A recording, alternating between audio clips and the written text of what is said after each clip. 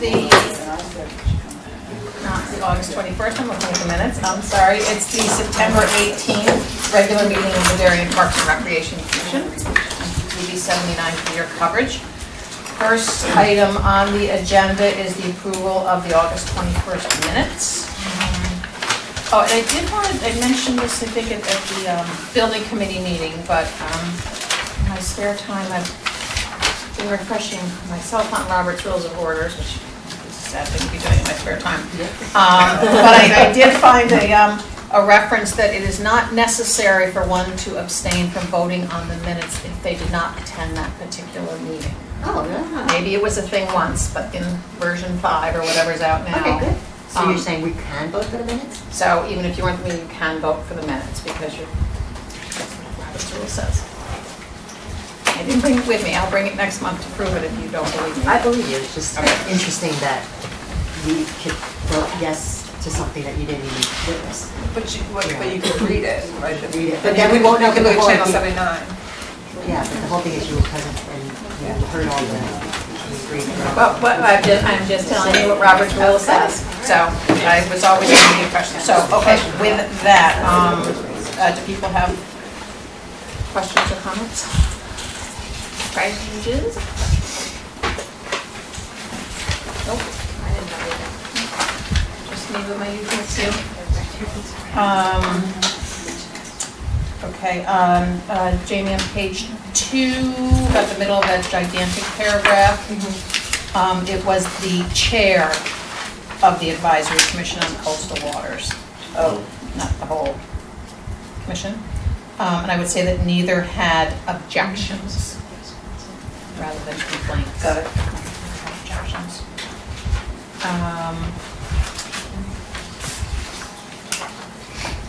And then at the very last sentence before the bold part, rather than say it was not appropriate for the situation, I would suggest not necessary.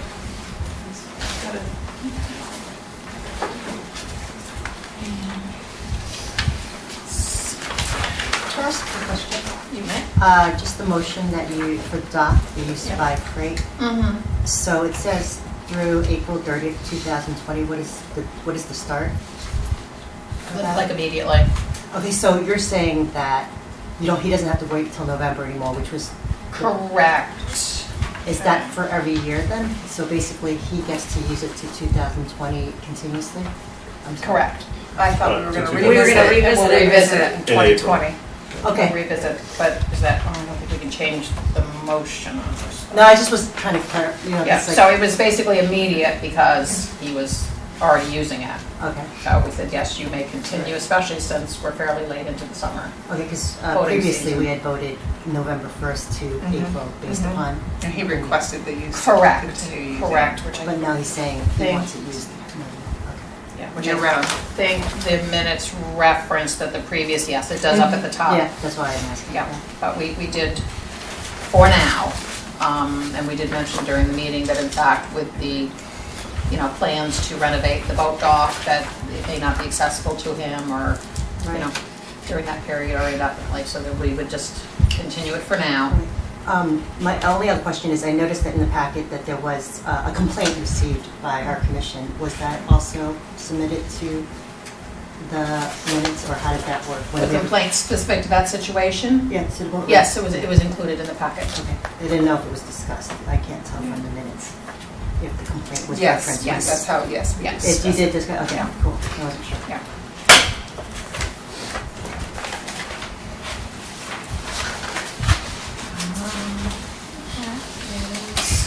All I have.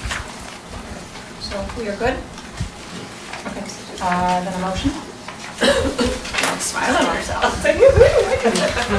Mike, second. Sarah, all in favor? Great, thank you. Okay, next on our agenda this evening, So there are no longer abstentions if someone was not present as long as they... according to my reading of Robert's rules, yeah. Great. Next is an update of the 2019 Darien Junior Sailing Summer Season. We have our DJST representative here, Mr. Whipple. Just here is fine. It's That's at the discretion of TV 79. That's fine. Okay, To be great, able to yeah. see you and hear you.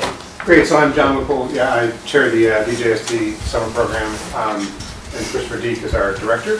So just want to give a quick update. We were here, I think, before the season started last time, and now we're here after the season. So overall, it was a success. We had 50 individual students with 65 registrations, because some went for more than one session.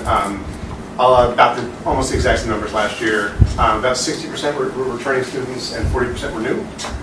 Overall, the feedback, albeit from just a few kids, including my own son, so they loved it. It was a great program, and it was sort of a fun / learning experience and just across the board. I would say the biggest change versus the last couple of years is we offer essentially two programs. One is a younger, less experienced program on these opties, which is sort of like rowboats with the sail that all the younger kids sail, and then 420s, which is the two-person boat that the high school sails and most high schools and colleges sail, that are geared toward our older kids. So our 420 program actually basically sold out all 3 sessions, which is the first time in a while. So it's six kids on either 3 or 4 boats with an instructor, and that was a great success because every single one of these kids is returning from last year. Many of them have said we can't wait to go next year and be CITs in the future if we can. So it's sort of a good. These are kids who have been in the program anywhere from 2 years to 6 for some of these kids. Some kids started at 8, now they're 14 or 15 still sailing with us, which is great. And I think, especially as part of this program, since a lot of us have younger kids or know, like a lot of these summer programs actually end around 5th grade, 6th grade in the town. So this is one of the few things that a 13, 14, 15-year-old can do as still part of the town for a 2 or 3 week session that isn't like mega sports travel, etc. So that was sort of a nice touch that we had we didn't have last year.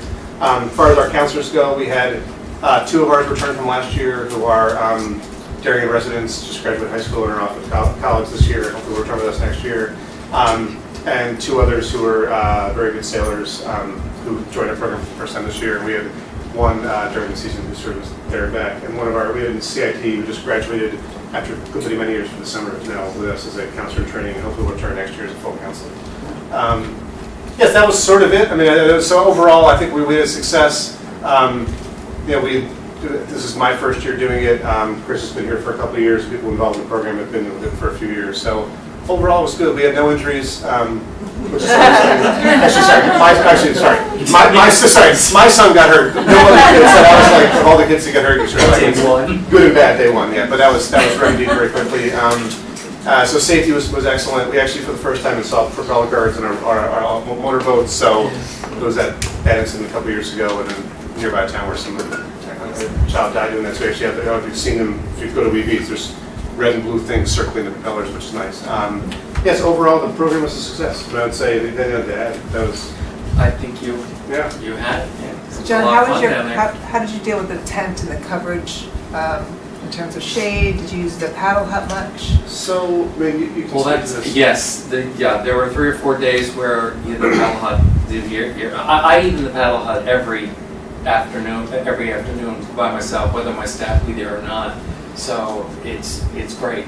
But trust me, there are 1 or 2 afternoons where, you for 2 or 3 hours, if I'm not out on the water, I have to go in there because it's bad. It's real bad. So it's much welcome. We don't use it a lot.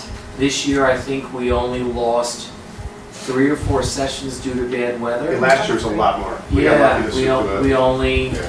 Yeah. Which would mean we would pull the kids either to the pavilion or to the paddle hut.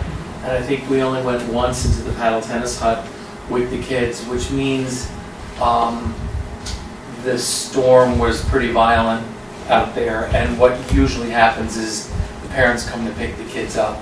But we're obligated to keep any parent that wants to keep their kid there until 4 or 4:30. We have to stay and do something with them because that's our obligation to do that. Right. Most cases, 90% call the parents, and the parents have other things that they can do with the kids on a rainy day like that. So. But they did have tent up in the back as well? We had, yes. Yeah, we had 2 of them. Yes. 2 tents with Yes. picnic tables, and we had that trailer, and which is good. So yeah, for operating out of a, not like we had a meeting, the Larsemont Yacht Club for the Junior Sailing Association of Long Island Sound. We don't have that, but what we have, it actually works pretty well. So Yeah, we get by. And how were your enrollment numbers along with your budget? Was that 50 enough So to so handle it's your six, so it's more expenses? 65, like the budget-wise, et cetera, like the number of unique students doesn't matter as much, so we had 65 registrants. And actually, we charged the 420 kids more, for better or for worse. So actually, I think our budget was, I decided some of the final numbers, they were basically what they were last year, which is fine. We do have some motorboat sort of capital expenditures over the off-season. Some of the engines need either work or replacement, realistically replacement. So I think when you include all that stuff in, I think we're sort of break-even-ish, which is fine. So I think, like budget-wise, we have no financial concerns now. So. And we also have the same board too, for a year going, Yeah, right? and then everyone's A year agreeing ahead next year, so there's no. So we've got a lot of stability there for So things are good. change. Yeah. Awesome. Did your storage or your new trailer where you put all your equipment, how's that working out? It looked really neat when I It's saw a it. dream come true. It looks really well. I have a desk in there, rather than a picnic table with a lucite, I don't know, there's actually a desk sitting in it, a little desk, and it just allows me to do a lot more. You can put safety notices up on the board or whatever. It really was a very wise decision to do that. And opening and closing day went from honestly painful / where are we going to put the stuff over the winter in some warehouse in Norwalk that we don't even have, we sort of know the guy because we know him. This is a more permanent solution, which is good. So Where is it going to be located? Well, We're I'm going to sorry. keep it down by Wee Beach? Yeah. Trail for now? And the berm is up, which is nice because we had that nasty storm last October, which caused some more like disarray than damage, but that was a berm. So And also the vandalism that you did. Yes, we did have some Absolutely. vandalism this year. They broke in at the very beginning of the season in June, and we reported it to the police, and they came down and they took pictures. And fortunately for us, they didn't tamper with it. yeah. I thought for sure we were going to have trouble, but we did not for the rest of this season, the active season, I should say. So, So what would you say, kind of going forward, any challenges that you still feel you need to address? No. Or as you look forward, it sounds like the program is stabilized and hopefully Yeah, I would it's say growing the again? biggest challenge by far is honestly finding competent instructors that both know sailing, know how to deal with kids, and are actually willing to work for us. I think our wages, et cetera, are competitive. It's just being a regular instructor to camp requires you sort of just to sign up and sign some forms. Sailing, you actually have to pass a series of exams, like you have to get level 1 certifications and things. So the pool we draw from is just smaller. And sailing numbers across Long Island Sound have generally been down, I don't know what the numbers are the last handful of years, but 25-30%. So it's just, and we heard this is, you attend the meetings, this is across the board. So it's more just, if we get the instructors, we're in great shape. If we don't, that's just a challenge, because then we either massively limit enrollment or not have it. So it's just a matter of, you need competent, good instructors, and that's to that end, our problem. last year we were right up until May Yeah. trying to find decent instructors, but I believe also the lifeguards too, and that's why the only reason why I didn't lose my mind completely is that Jim Conklin was also saying that with the lifeguard staff, he was having a lot of trouble with that too. So it has something to do with full employment in the economy, I think too, with that, so, Yeah, so But that was one of our biggest challenges, is to go right up to it and say, oh my God, we gotta get this staffed. And we are a member of that JSA of Long Island Sound, which is actually quite helpful. So they, all the clubs are on the Sound. So actually, it's the only place essentially for camps like ours to find instructors. So it's easy in a certain way because you're not randomly going to colleges and looking for people. But that said, it's also just the pool is just small, honestly. So. Any sense of why the overall numbers are down as you talk to your peers? As far as student attendance, or I'm sorry, yes. as far as student attendance goes, well, competition. We have Northern Yacht Club now is open to the general public. You don't have to be a member to put your kid in their program over there. We have Sound Motors across the way. Our program is 43 years old, I think, okay? This is our 40 And or Sound 41st Motors year. across the way, I just came to understand, has 108 boats. And they only take 5 or 6 of them out in front of us off of Darien, but the vast bulk of their fleet is over in Stamford. The YMCA has a fleet too. So there, plus Tokenie, plus Weburn, et cetera, and so on. So there's a lot of competition, whereas before, 40 years back, we were the only game in town. We, by the way, are one of only 3 town-run programs on Long Island Sound. North Stonington and Oyster Bay have programs that are structured very much like we are. The rest are all yacht clubs. But I think you'd also mentioned that sailing Yeah, participants just overall, things are down.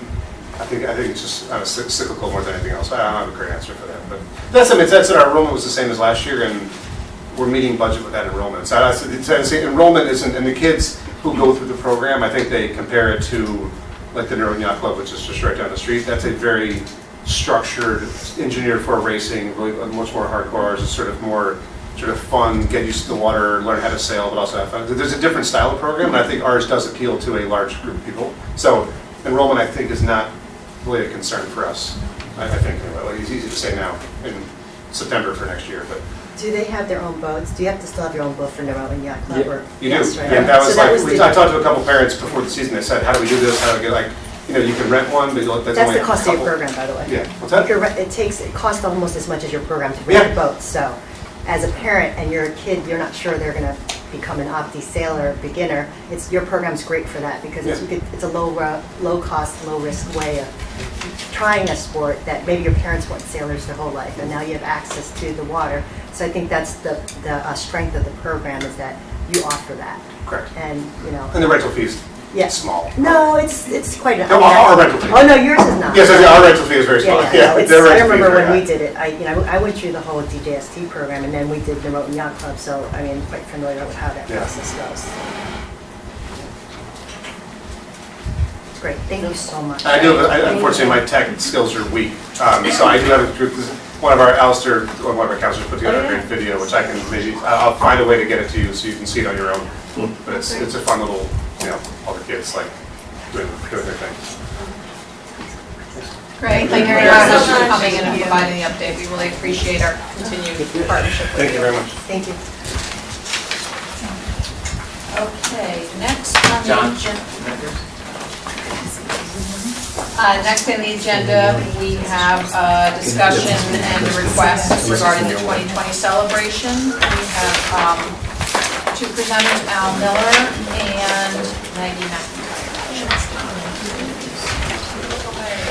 No, it's like brutal. Your thing's just a blue one.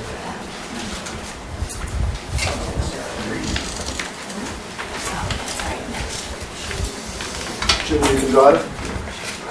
I'll tell you when it's flat or... I know. About my son. Can we take notes? I'll try. Hi, everyone. My name is Al Miller, and I'm the chairman of the Darien 2020 Bicentennial Committee. And this is Maggie McIntyre. She's co-vice chair of the Darien 2020 Bicentennial Committee, and she's also the executive director in the Darien Historical Society. So I hope everybody knows that next year is a very, very big year for Darien. It's our 200th birthday. We were formally incorporated in 1820, in June 12th of 1820. And there's a committee formed this year to educate and celebrate this event. It's one 200-year event. It actually started a little bit before this year. There were some discussions with the Darien Historical Society, and that group of people kind of morphed into an actual committee here.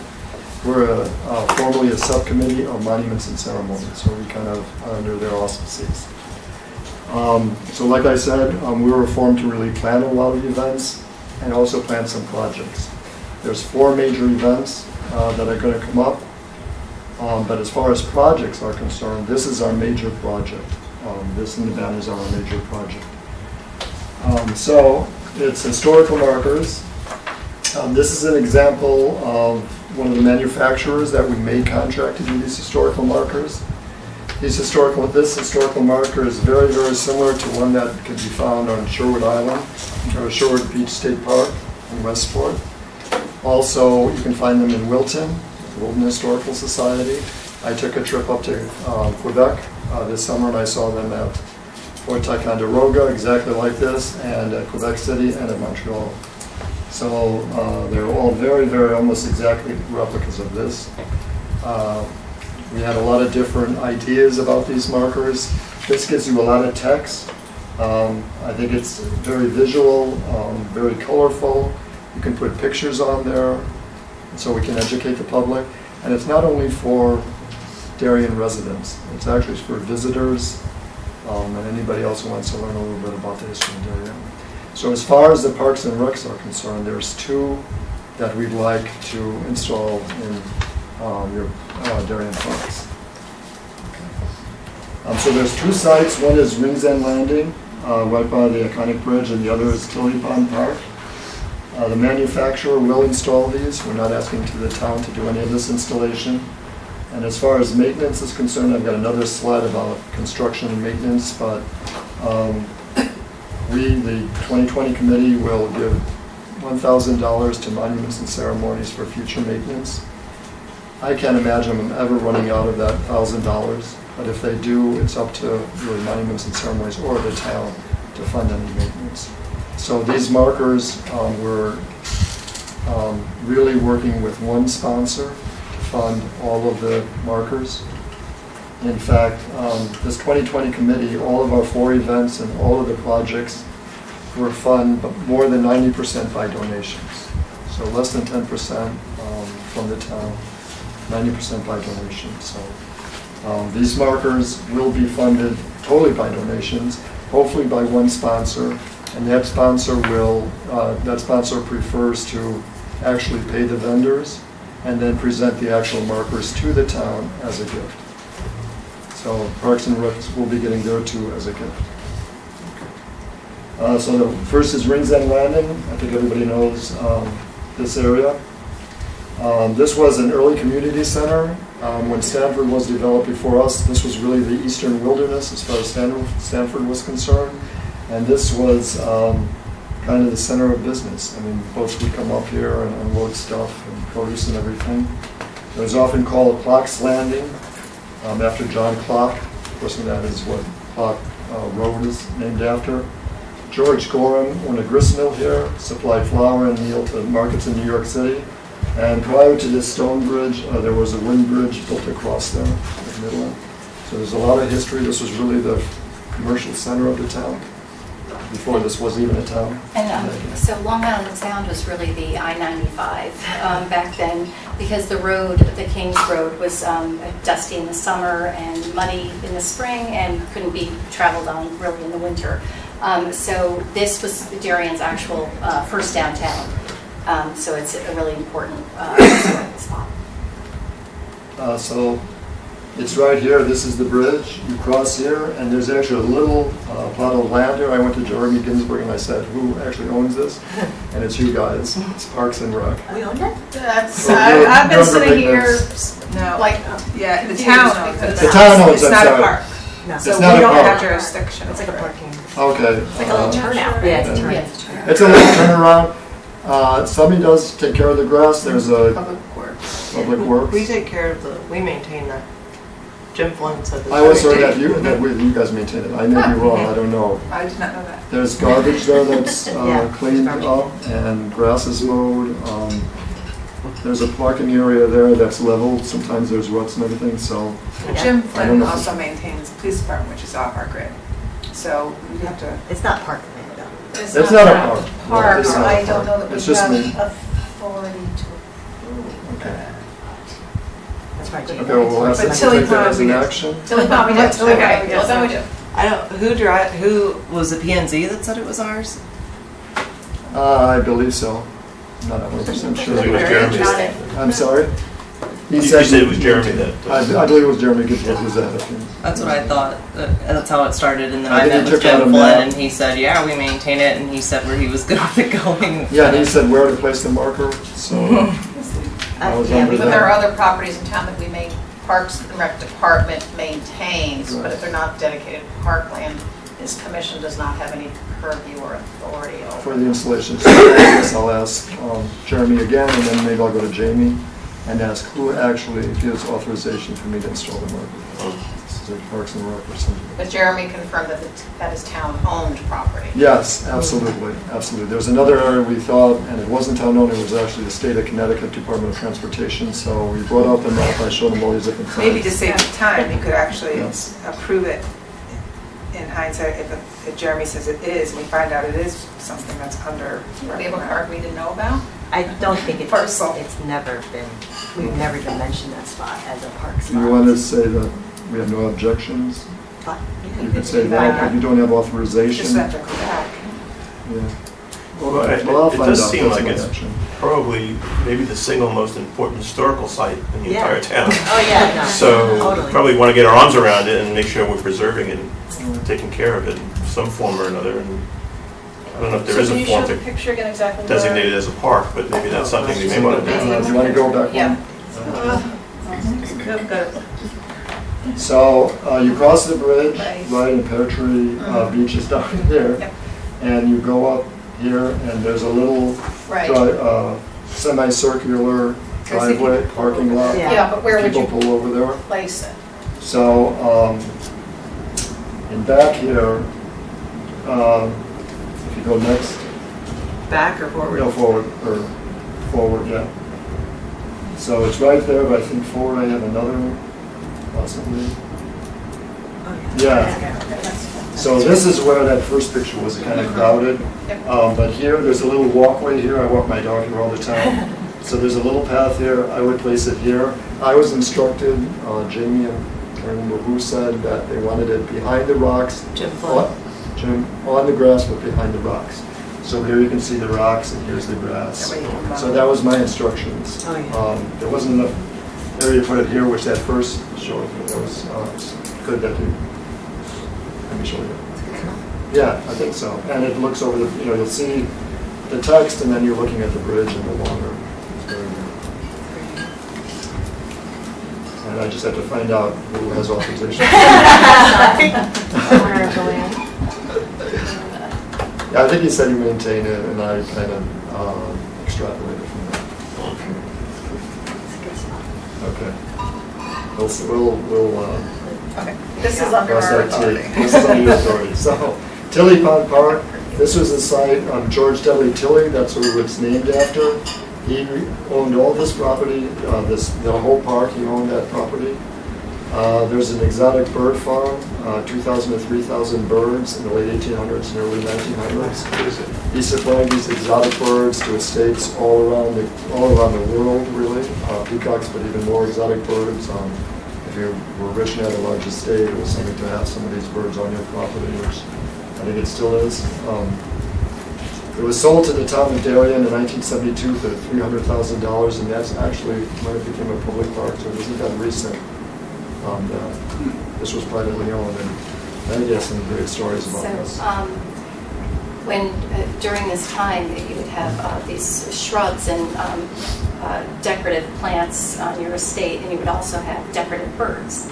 And so Tilly became famous for providing this product to people. And there's a story that there was one bird in particular that was quite a character. It stood about waist high. And every day it would waddle down to downtown and beg at the pharmacy for ice cream. And it barked like a dog. It was really odd, but it became like a well-beloved character in town. And not only that, but when the trains would come by, people would rush over to the window and like plaster their face against it because it was this riot of color and beauty and life. And Tilly was like world famous for his bird farm. And he also sold bird feed and was an expert in bird behavior. Do you have any pictures with them? You know, oddly, we do have advertisements, but unfortunately, like we're always actually out there if anybody has them. We're looking for possibly a postcard that would like have a visual, but we don't actually have a visual. So we're thinking about how this marker will look. I mean, I think we can have visuals of the birds that were like the bird that would walk down. We have the exact kind of bird that was, and. I do have a contact, a family member who got in touch with me a few years back that wanted to put some sort of rock in memory of his family. never did resurface, but I do have his contact Gosh, information. we would So- really appreciate that because we're always looking for, Right. especially visuals of something that was so colorful and such a big part of Could our reach out to history. him. I would appreciate Yeah. that. Thank So you said you know what kind of bird it was that walked downtown. I'm just curious what kind of bird it was. I just Do you can't know? remember. That's okay. It's It'd be really fun if we had statues of the birds in Tilly Pond. Wouldn't it I be don't fun? wonder if that Yeah. would ever be proposed by anybody, but that Yeah. seems like a really Good good idea. idea, bring Good history to project. life. Well, we've kind of maintained the tradition with the swans, right? All right. You know, I was thinking of that, I was thinking the same thing. Let's not say that. Yeah. Do you know Good that work, Warman Pam. Hut is original? I'm sorry. The Warman Hut, that building that you have a picture of, is that original? How old is that? Do you happen to know? It's We can very, research that, I'm sure it's original. it is original to the site, I right? would think so. I wish our society historian, Mr. Henrys, he knows Yeah, he everything, would but know. he would know. I could ask him and let you know about that. It's just really, I mean, that's another, Absolutely. building that's really iconic to experience. Absolutely. So all this stuff will be in the text and pictures. It's a great idea. Such Such a a quirky town history. celebrity that was posing for where we plan to put the sites in the next. Thank you.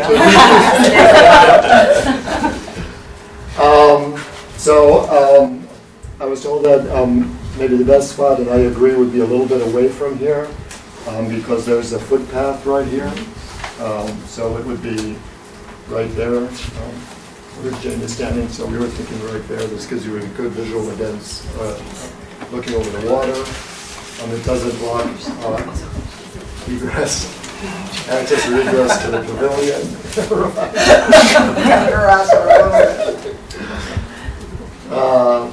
So we're It's also thinking very about- visible there. I mean, more It's people very walk on good, that yeah. side than the other side. right? Exactly, yeah, yeah. So this one, we would ask for your approval, and the other one, I guess no objection, and I'll get whoever the controlling authority is to get their. So next slide. The construction and maintenance, they're about waist high, they're no bigger than 3 feet by 2 feet, so we don't want something really gargantuan, but enough to put a lot of text and pictures on there. It's a high-pressure laminate. It's very durable. It's a durable graphic. It's graffiti-proof and it's guaranteed, at least this vendor says it's guaranteed for 10 years. The pedestal and supports are either cantilever or double post, so either two, one here and one here, or cantilever meaning two right there, and then it's cantilevered off. It's, the stand is aluminum and powder coated. It's rust-free hardware. The text is printed below the top surface onto the high-pressure laminate, so it's guaranteed for 10 years, and they say just commercial solvents, so clean it off and somebody does graffiti it. And that's about it, yeah, paint and graffiti are usually suitable commercial solvents. All of this is from the manufacturer, so that's their words, not mine. You mentioned earlier that these were going to be funded by donations, right? Correct. You're not going to recognize them on the plaques, are you?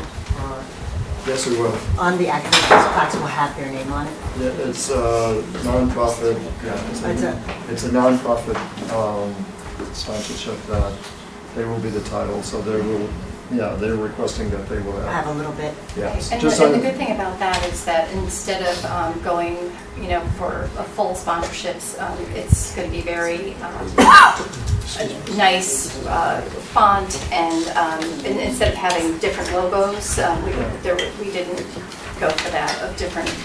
It would just be donated by this different businesses. It nonprofit. would just be. It's a veterans who philanthropic want- organization. We didn't want a lot of commercial.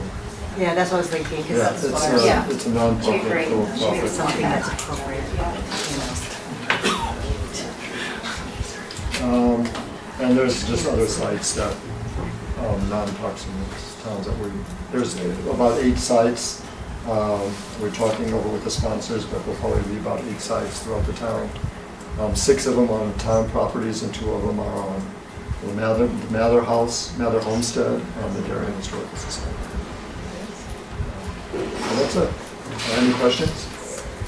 Questions from commission members? Adele, and just I'll mention is looking at the protocols, and I've spoken with Adele, checked with the selectman's office, and when we're having discussion and voting items, I will go forward trial basis. ask Adele to see if her committee has any questions or comments they'd like to make before we go ahead. So we'll keep it orderly, but make sure we get any feedback right from them. So, We recently talked about the 2020 at our meeting, at our most recent meeting, but we didn't discuss the markers because they aren't on our agenda for the RTM at this time. But okay, any questions or comments now? looks good. They weren't on the agenda because it's all donations. It's not. So, anyway, so now we have Meg will present another project that we have. So I'm just going to pass out, take two that way. But first, I'd like to say, well, thanks to Al for like his tremendous amount of work, and we're so glad to have Jamie on this bicentennial committee as serving as secretary. She's been wonderful. So thank you. And also helping out with all the events. Like everything, yeah, which has been really great. So thank you. So great. So, as Al mentioned, the 2020 Bicentennial Committee has actually been meeting as first we got started at the Darien Historical Society and started meeting like a year and a half ago, and then we became a town committee, and our mission is to educate the public about Darien's fascinating history and also to celebrate its bicentennial. And to do that, we have several projects. The markers are essentially like a birthday gift to the town, and also several events. So we have planned the opening ceremonies here at Town Hall, and then Anniversary Day, Thaddeus Bell's gravesite, the Birthday Bash, Weed Beach Festival's Birthday Bash, and also Heritage Day to be held at Mather House and the Historical Society with reenactors. And so we're also tasked, though, with raising the funds to finance all of these great celebrations. And while we do have ideas for sponsorships to give back, like a banner to be at every event, and also a program listing in the programs for like Anniversary Day and opening ceremonies. We feel it's important to thank our sponsors in a very public way, and also get the town enthused about this great celebration. And so we came up with the idea of other towns, we've seen other towns have banners to promote different nonprofit events, and so we're asking for this one-time special bicentennial to have banners along the Post Road and also Tilly Pond Park. So in order to keep with the town's regulations, the height restrictions, and with the banners would be 18 by 24. This is how it would look. These are the color schemes. This is a logo that was designed by 3 high school juniors under the direction of Sarah Lexo-Kina, who ran the logo project. And this would be the business name here on the bottom. This would be the font. This would be the size of the font. If it didn't have 2 lines, it would be centered in the middle. But specifically at Tilly Pond, we were hoping to get not only our businesses, especially local businesses, have been so incredibly generous in supporting nonprofit and community events, but what we're hoping is to get families involved. And so we're hoping at Tilly Pond Park to have family names, banners for families. And then at the end, the Darien Historical Society would collect these banners and also, give them to the families who sponsor the 2020 events. And this is how basically it would look on the antique light poles in the park. And we're also going to be, hopefully, we just met with the Architectural Review Board last night and tonight here. And then we need to meet with the Beautification Committee to request possibly maybe every other pole to not have the flowers for just a certain amount of time, just for 2020. And we also probably have to meet with the Board of Selectmen if we get the positive response here. So, do you have costs for that? We are working on the costs, yeah, but we've been in contact with a vendor who would install and also produce the there would also be kind of, they're vinyl on poles that are fiberglass poles, so it's very lightweight. So we would say that to a sponsorship company or an individual family, if you wanted one marker, it was one banner, it would be this much money to donate, for funds. If a company wanted 4 of them on Post Road or something, or whatever, Yeah, something the like sponsorship level, so if you that. agree sponsor, it's Different a higher sponsorship level. levels. Right. It's just a really public way to thank our sponsors and also get the town really enthused about 2020. our, it's a really special bicentennial year, so, I don't know, can we accept I questions? was just going to ask a question. Okay. So,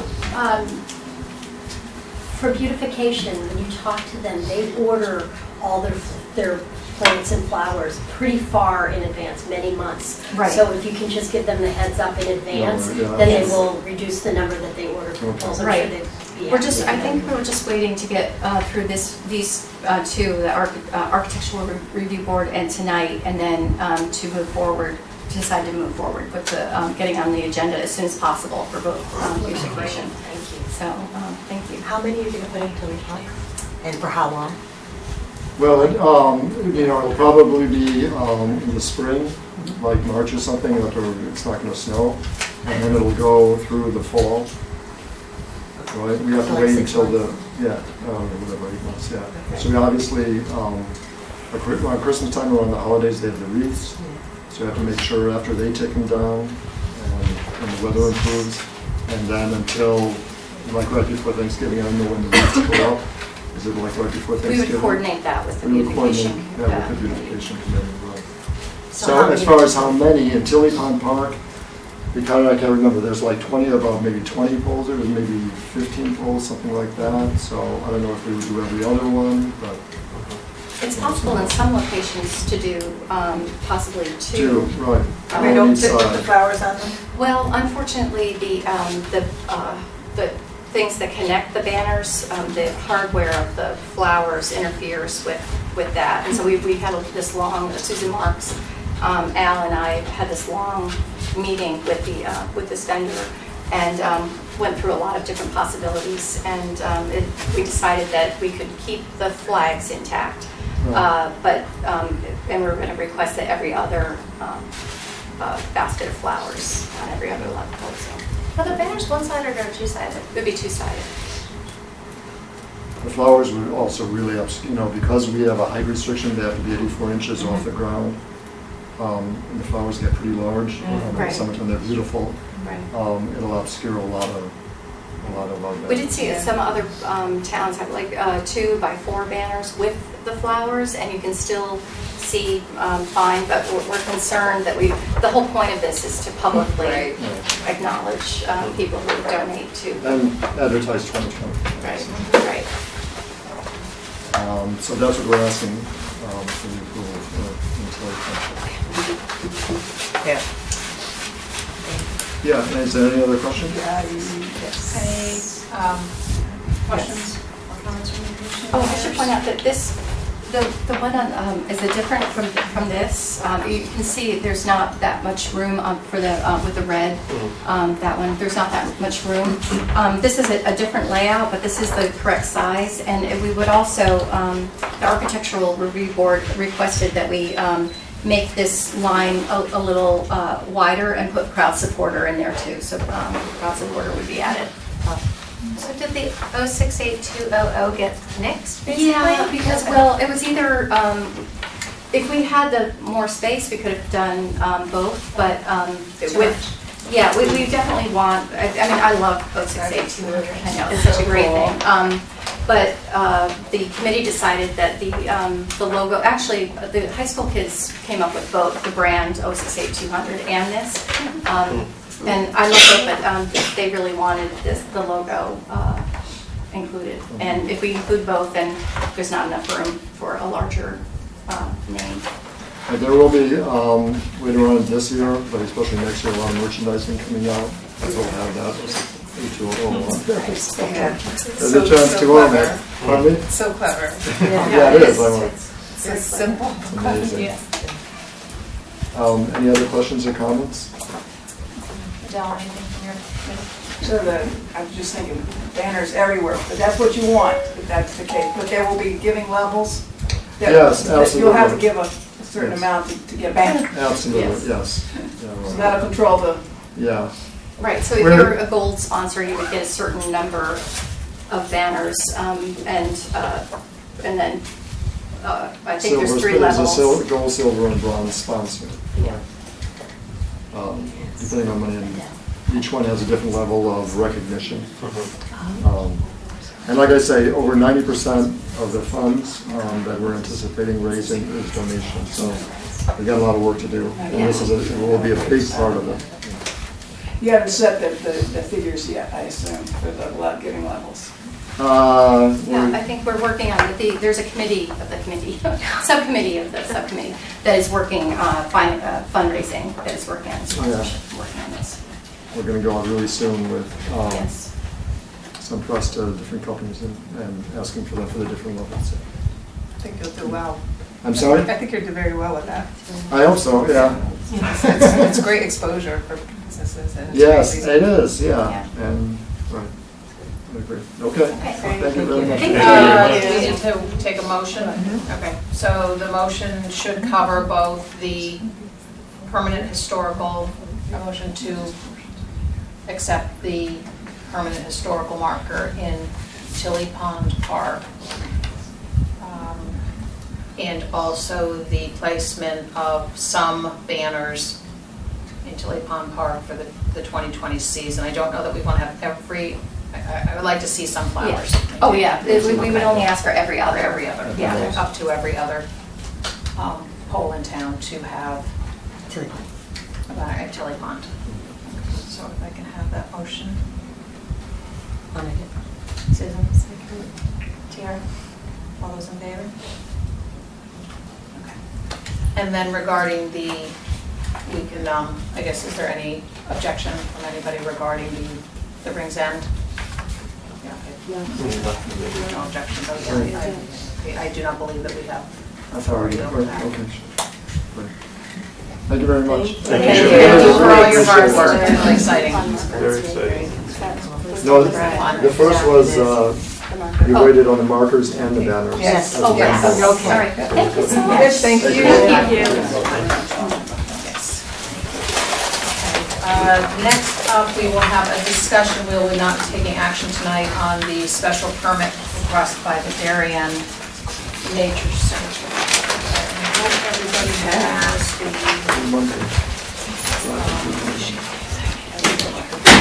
the pictures that were. I have big pictures, big versions of them here too, if that's helpful. Oh, great, thank you. Do you want help with the easel? Yeah, let's set Can you borrow the easel? Sure. Why don't I put the easel there, maybe? And I'll stand. Does this work for people? Works perfect for her. It needs to work for TV 79. That's fine. Right on the podium. Does that work for you? TV 79? Does this work for you? Sure. No, I'm just getting closer to the easel, and we'll wait to put those up for a second. Yes. I'm moving.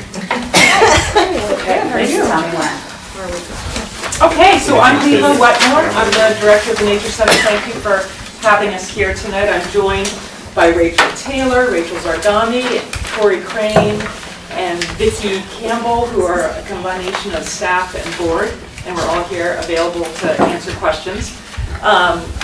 And I'd first like to say how fortunate the Darien Nature Center is to be located in Cherry Lawn Park with that unique combination of forest, field, pond, and stream, and that we aspire to be the very best tenants that we can be of the park, and are so grateful for the partnership that we share with the entire Park and Recreation Department. So thank you, and thank you, Ken and Jamie, for that. Our request to the Planning and Zoning Commission is to update a permit that was issued originally in the year 2000. And the permit is many pages, but our request for updates is specific to a section F. And I've blown it up really big here because it's hard to see it, which I'm happy to share with you guys there if you'd like to pass it through. The blue are the changes. You may have seen it in your packet.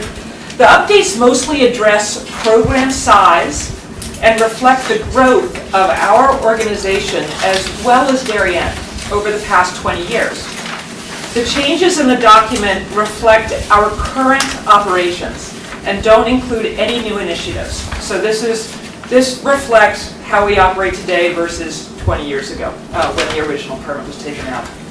And if it would be helpful, I can highlight 3 points that I think would be most interesting to this commission because they relate to Cherry Lawn Park parking and usage. And we've created some diagrams, which you'll see, which we can use to help show. Shall I go ahead and highlight the pieces that I believe are most relevant to parks and... I think it would be helpful to get a before and after, what you're allowed to do now for each program and what you're proposing, and also right to the extent that you're already doing some of these All of this things. we are already doing, for the most part. So that's what I would say. I would say that on August 8th, I became aware of this permit, which was issued in 2000. It was taken out at the time when Cherry Lawn Park, the new building in Cherry Lawn Park was being built, and Planning and Zoning asked for an operating permit, which Gil Lefferts, who was the president of the board at the time, issued and sent in. I've seen many historical documents about our lease agreement and the building, but I have not seen the operating permit until August 8th of this year. And I'm glad to see it because we're going into our 40th year. We're thinking about where we are, how we're serving the community. And this has been actually a really great baseline of how we've been growing over the years. So one of the things that is changed that we are asking or seeking change for has to do with our current after-school programming, which is permitted now currently to end by 5:30 in the afternoon. And most of our afternoon programming falls well within that. But we accommodate scout troops for night hikes or other early evening programming and are seeking to change the end time for those programs to go from 5:30 in the afternoon till 8 p.m. We generally would not have scouts any later than that. They're mostly young. They may be looking for a badge to light a fire or for a night hike. So 8 o'clock is the outside. The after-school programs in the permit also have a maximum of 12 students. We have found that there are scout troops that have up to 24. We haven't had many bigger than that, but up to 24 scouts. And so instead of having them break into two, we'd like to be able to accommodate a scout group for that kind of program.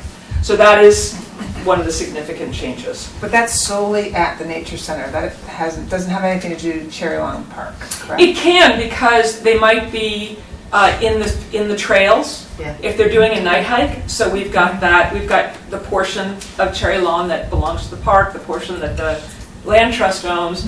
So I feel as though it would be safer for us to have your approval and understanding of that situation. Most of it would, in fact, be on inside the Nature Center or right outside.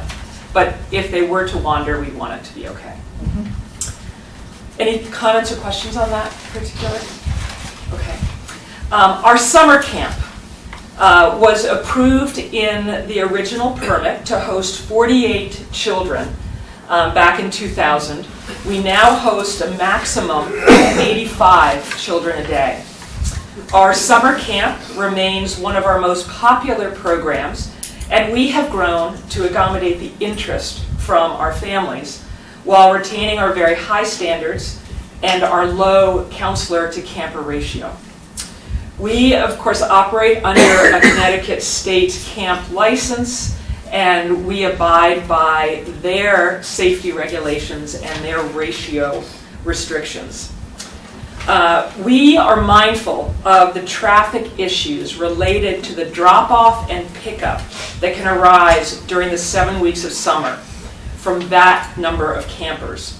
And we have developed a valet drop-off and pickup system like the one they use at the YMCA for the Holly Pond School that has worked well, but can always be improved. And I know I've talked to Pam this summer about the car issues, and I thought it would be helpful if I could just walk you guys through the 3 different times of day when we do have traffic issues at the summer camp drop-off. So we'll start, these are homemade, so they are not, the amount of spaces are right, but they aren't, engineered level stuff.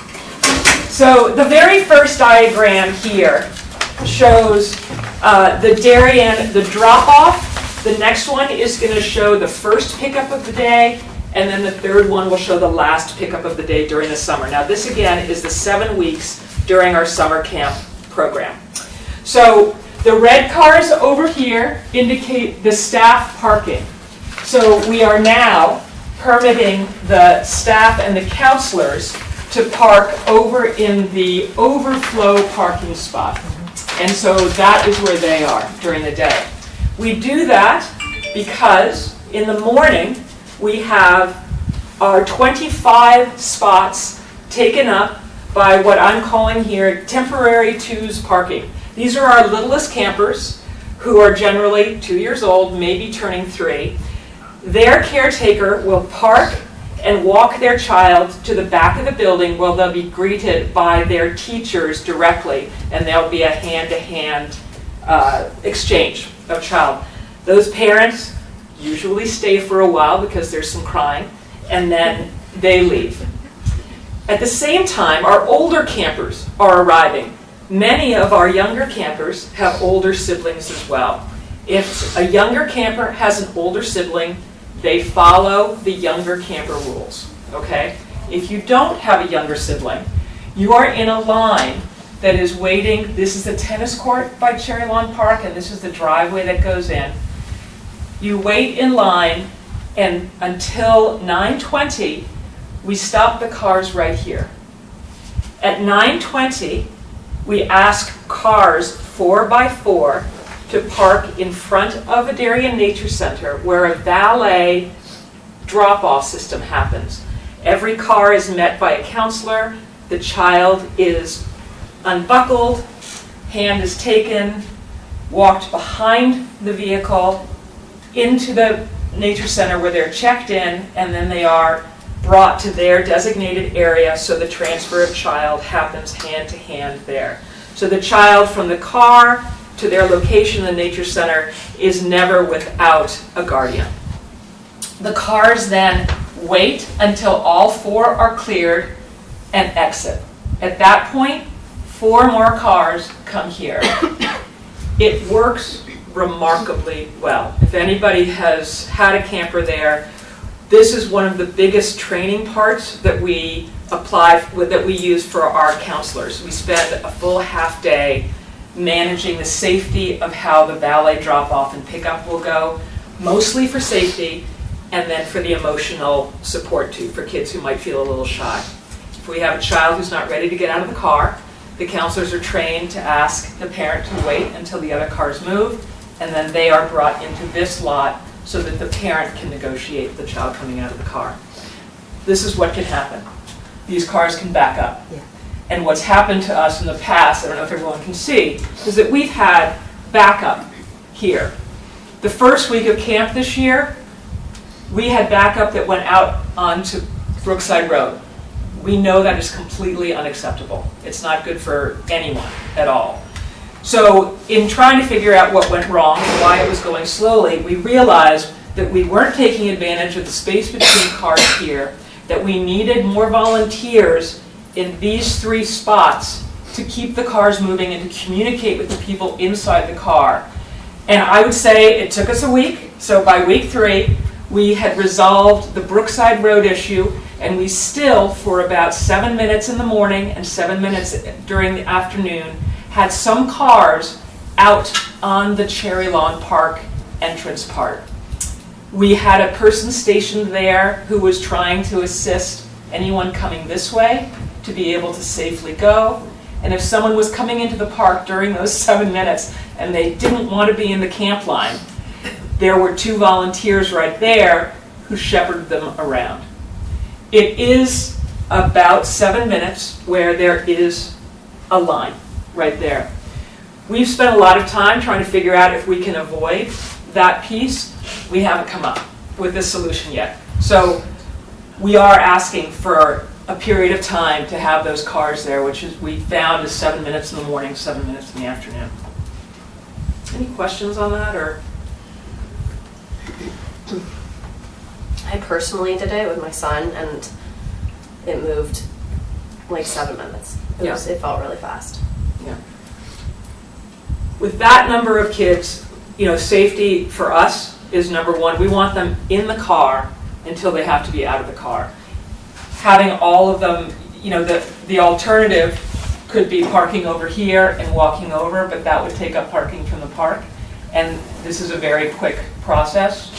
So again, we found that this has worked best for us. So do people arrive before 9:20 to queue? Yeah, so people do, and again, in the first week when there are a lot of questions, we next year have learned that we're going to have a lot more volunteers out there to stop or staff people to assist them. But people do stay there, and what we started by week 3, when the magic started really working, was our camp counselors are ready to accept their campers at 9:10.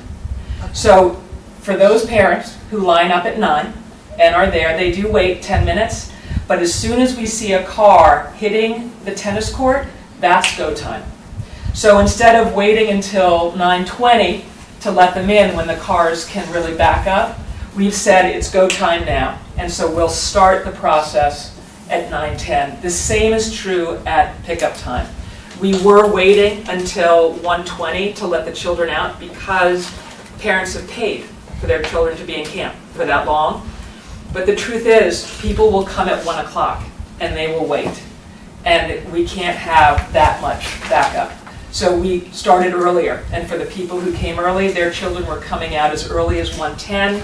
We sent an email out to our families. They were okay with it.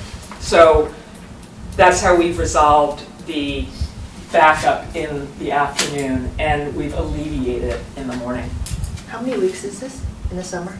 Can you say that again? How many weeks, what dates? It's 7 weeks in the summer, and 6 of those weeks we have our littlest campers. On the 7th week we do not have our littlest campers, and so we often find that people park, but we really want to plan for if we wanted to have a 7th week of our littlest campers, we want to be sure that this is comfortable for the full 7 weeks. What months are they again? It starts the last week of June, and it ends usually the first week of August. It ended August 9th this year. So where you have it designated as the temporary 2s. For what time period, how long are those spots full? Okay, so that's a good question. So that's what what's up to the next series will show. So when, in the morning from 9 to, let's say, 9:20 to 9:40, these spots are full, right? Then they empty out. From 9:40 until noon, when our little camp is done, this parking lot is not used. Dog walkers will use it, people visiting the park will use it, and other visitors to the nature center will use this parking That was spot. my question. So it's not restricted from the public using those spots if No. your staff has now gone over Right, there? exactly. So this becomes, open as usual. Then, at noon, or between 11:45 and noon, the littles, our little 2-year-olds, their families come, they park, they pick up, and they leave. The parking lot becomes empty again, then, from 12 until we close, and during that time, it's just our usual customers, But right, what that are there. happens if general park visitors have parked in that spot and those spots are full when the 2s are due to be picked up? It hasn't really happened. We haven't had backlog over here for this drop-off, and what we found is this moves much quicker than you would think, but we have not had a problem when this has been overused by park or nature center visitors, so we haven't been able to fit the folks to park in there. Leila, have you given thought to having the staff park in your parking lot? Because the twos, if they parked in the park, they're not staying. So here, your camp staff ends up taking these spots from the public all day, Yeah, right? So they never move. So when we have issues, when the public shows up, which we never know how many I community know. gardeners, how many Right. playground kids, but yet the twos, as much as it's inconvenient, maybe park over there and have to walk your child over, but their cars will only be there for 10, 15, 20 minutes, and then they're gone, and then the parking is open to the public. so would that require, I hear what you're saying, and yes, I think when you've got a little, and you've got somebody else, this is a bit of a walk. It seems like, far away for littles. But if they were to park here, There's no permitting process necessarily, because you're not staying. they're not You're staying. taking up, whatever, 20, 25 spots. Right, And I mean, we have had some complaints from the community okay. about egress, entrance, trying to find a spot. So it's interesting. And Mary Louise, I think at one point you were talking to a gentleman who had a hard time finding a spot. Correct. Right? Yeah. And he was curious, how many people actually live in Darien who use the nature center? What's the percentage of Darien residents whose children are using the nature center? How many people do you have from out of town, I guess is what I'm saying? I don't know the exact numbers, but Darien is our primary feeder, and Rowayton is another feeder. But we do not have significant numbers from Stamford or from Norwalk or from out of town. Most of our families are Darien families. Is there a percentage? There it is, but I couldn't tell it to you right off the top of my head. I'm going to say 95%. It's going to be well in the 90s, but I can get that number for you, specific to summer camp. So Leila, you mentioned the 7 minutes that you're addressing for that. So to get to Pam's point about the permanent parking and not permanent, the twos program, that drop-off period, is that about 30 minutes in total probably in the morning? 15, I'd say 15 to 20 minutes. So that's probably the high point, right? Like in terms of the transition? Yes. Okay. And then again, towards the end, it's a similar, is it pickup for twos at the same Pickup time? for the twos orders? is at 11:45 or so, and then this happens again. But our older campers are still Later. deep in the woods doing their thing, so these cars are not here. Okay. I think we should just take that into account with the comments that we've gotten, because to reflect, does that overlap with the same time period or not? Or are those spots then open during the day? We should just reflect that later after this. Yeah. If in fact it is the 9:20 to 9:40 and the 11:45 to 12:05 Are period. people having trouble in the where they- afternoons, or are they having trouble in the mornings, just things like that? Yeah. Yeah. Okay. And then if I could, I'm just going to go to the final summer camp diagram, which is the very end of the day. Again, Pam, as you said, this does not have the staff cars in it because they have been over there all day, and we do our valet through. I think, and I'm looking at my board and stuff because you have kids who go through it. I think asking our young camper parents to park over here is definitely a possibility. Do you Yeah, agree? I mean, on the hotter days, it might be challenging, and of course, you might have a 2-year-old, but you also might have a newborn, and so what do you do in those instances? And the only other thing I would raise is, I think the idea makes some good sense, but what I would be concerned about as a parent, and I am a parent, and I do use these services in the camp, which we pay quite a bit of money for. I would be concerned if I were to show up to Cherry Lawn Park and could not, for instance, find a spot in that closest row that you're speaking of, which we're all sort of pointing to. That would be my only concern, especially given the fact that I've heard there's a lot of high traffic across the board in terms of utilization of Cherry Lawn Park. So that would be, as a paying customer, I would hope to have a spot in my own town park, either at the nature center or adjacent. So if that was going to be an issue for me to show up at pickup time and not be able to find a spot, that would be, I would say, an annoyance. Right. I think. Right. Pam, what kind of complaints are you getting, and when are you getting them for? Are they because... We had a few complaints about it backing up on Brookside. Yeah. So that would be like the not morning. being able to get out, when these Right, when drop-offs these lines are happening. here, because it's chaos. What if somebody's coming in? I mean, Leila then went and put staff out there, Right. but, you know, it was an issue. It was an issue. I mean, Yeah, for it sure, was. in the beginning, it was an issue. We did not have a person out here, and the 2 volunteers who were managing the cars here were not focused on non-camp cars. Yeah. And so that's what we realized we had to change. So we put somebody out here to make it safe for people to pass through here. And these 2 counselors were given a new charge, which was to accommodate park visitors. So did those complaints continue after they made their adjustments? No. Okay, so that, I mean, you guys addressed a lot of these issues then, it sounds like. We are trying, certainly trying to I think address there was it. really only a week, another week of camp at Yeah. that point. When you fixed it. Yeah, so there because wasn't by a the lot. time No, you we and were I met. pretty, no, I think we were pretty good, but there may have still No, been comments. I just meant that by the time we really got those, you'd been deep into the program. Yeah. I think there maybe was only a week left because you had been parking your staff there, we didn't know about it. And then there was only one more week where you moved them back. So that's an important part too, I think, of the parking issue that Pam brought up, is that historically, we have had our staff parking here. Right. And honestly, had never applied for a permit, had never thought to apply for a permit. That's on me.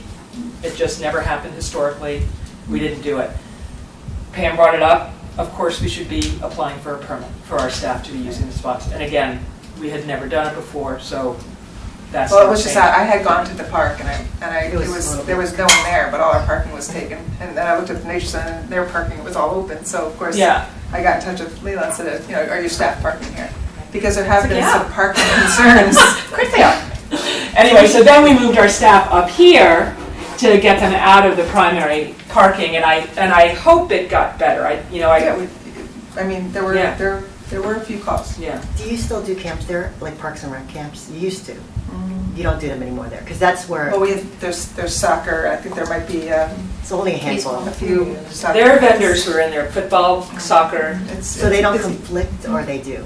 Like, I mean, yours tend to be not all day things, right? Or, I don't know, I As shouldn't far as say. like 9 to 12 or the So afternoon. the parking, your traffic never hits each other at the same time, like, is it the same? This summer, we I were personally say. didn't get a complaint, but I only have one camp over there. I can't speak for Cogwell. I know that there was a very large complaint when it came to soccer and the parents lining up similar to that into Cherry Lawn because they didn't want to park and get out and get their child, which caused a lot of I was about to say chaos. that soccer is 10,000 times worse than 7 minutes. Yeah. So I have to say, we're you were there. Oh, yeah, so we do see that, was there. and soccer I mean, is everywhere. It was awful, and Yeah.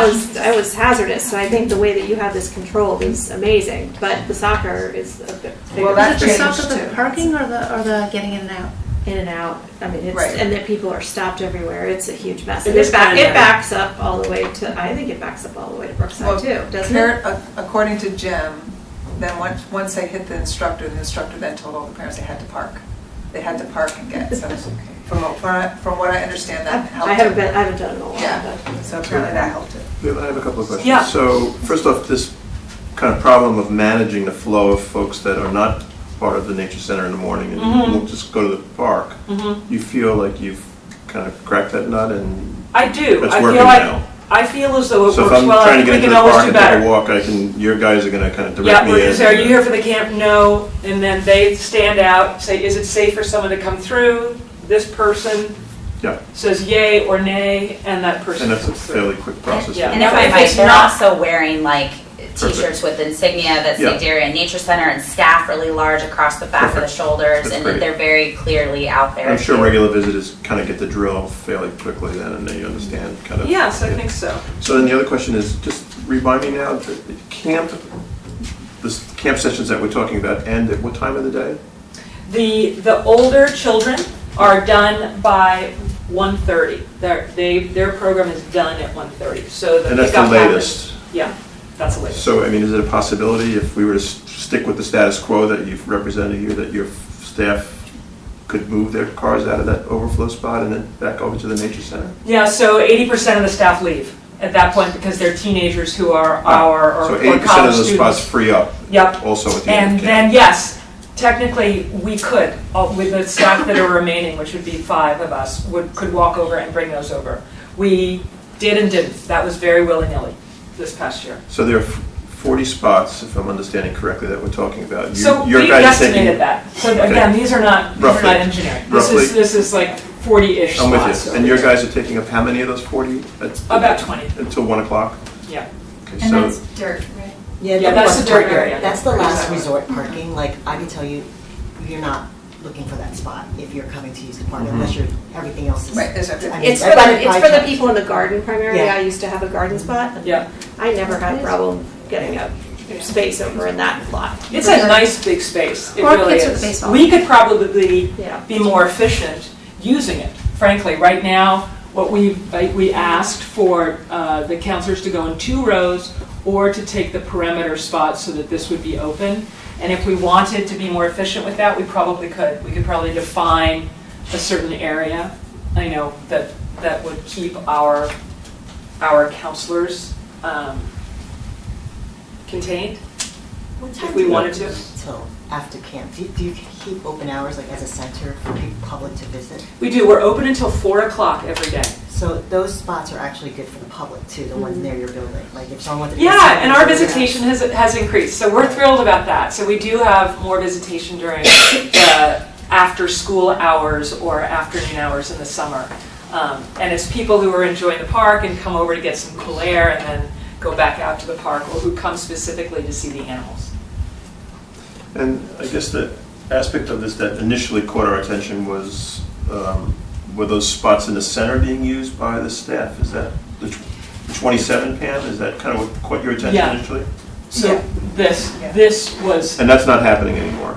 that's Yeah, not- it wouldn't have mattered whether it was the overflow parking or that. It just was obvious to me that Yeah. there was nobody really at the playground and all these cars. Well, I guess what I'm were filled, hearing so- is it matters only from the perspective that the overflow is less convenient for folks, and the center section is more convenient, so True. it's, and that center section, your guys are not parking in there now in the morning, that's right. or the section, center of the tree. I mean, it's a truly busy park Yep. in all aspects, from sports to playground to garden to nature. Well, I guess center. the issue seems also, it seems like multiple dimensions. One issue is where folks, which parking spots are being taken up. It seems like the more acute issue is just the movement of traffic at that busy time, right? Because it sounds like it's a little hectic, there's a lot of movement, it's a short window of time. As the fact that there could be, it's the users of the park as well, looking for general parking. I mean, then you have the dogs. No, but I think, so if I'm it's- understanding, and you gotta correct me here, that seems like that problem is not quite the issue that it was previously, because Leola's guys are no longer parking in these 27 spots, right? So, as long as I can get in, I'm not gonna, theoretically, for that short window of time, I shouldn't really have a problem parking in this, unless we're saying, in that small window of time, when all this traffic is kind of going back and forth, those 27 spots are full in the morning? I mean, you're a user, There's so not a I'm lot not of there all parking. the You run time. these numbers up, and- there's and not I'm just trying to understand. A I lot mean, We gets also done. have a young playground there, which is very busy.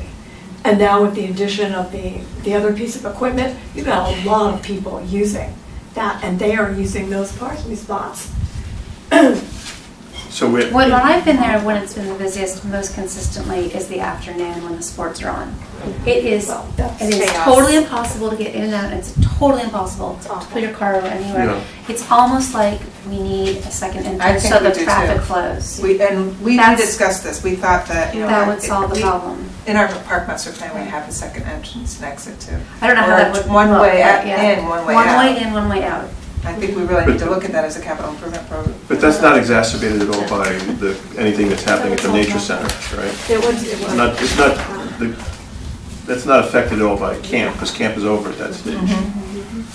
I just, given the level of chaos that we're all talking about that goes on there, whether it's in the afternoon or in the morning, I think from a safety perspective, it's much better for us to have the staff parking in the overflow than having 2-year-old parents walking I across agree. that road. Yeah, I totally Yeah, I have mean, a it just problem with seems like those there's 2-year-olds so going much across. movement. Yeah.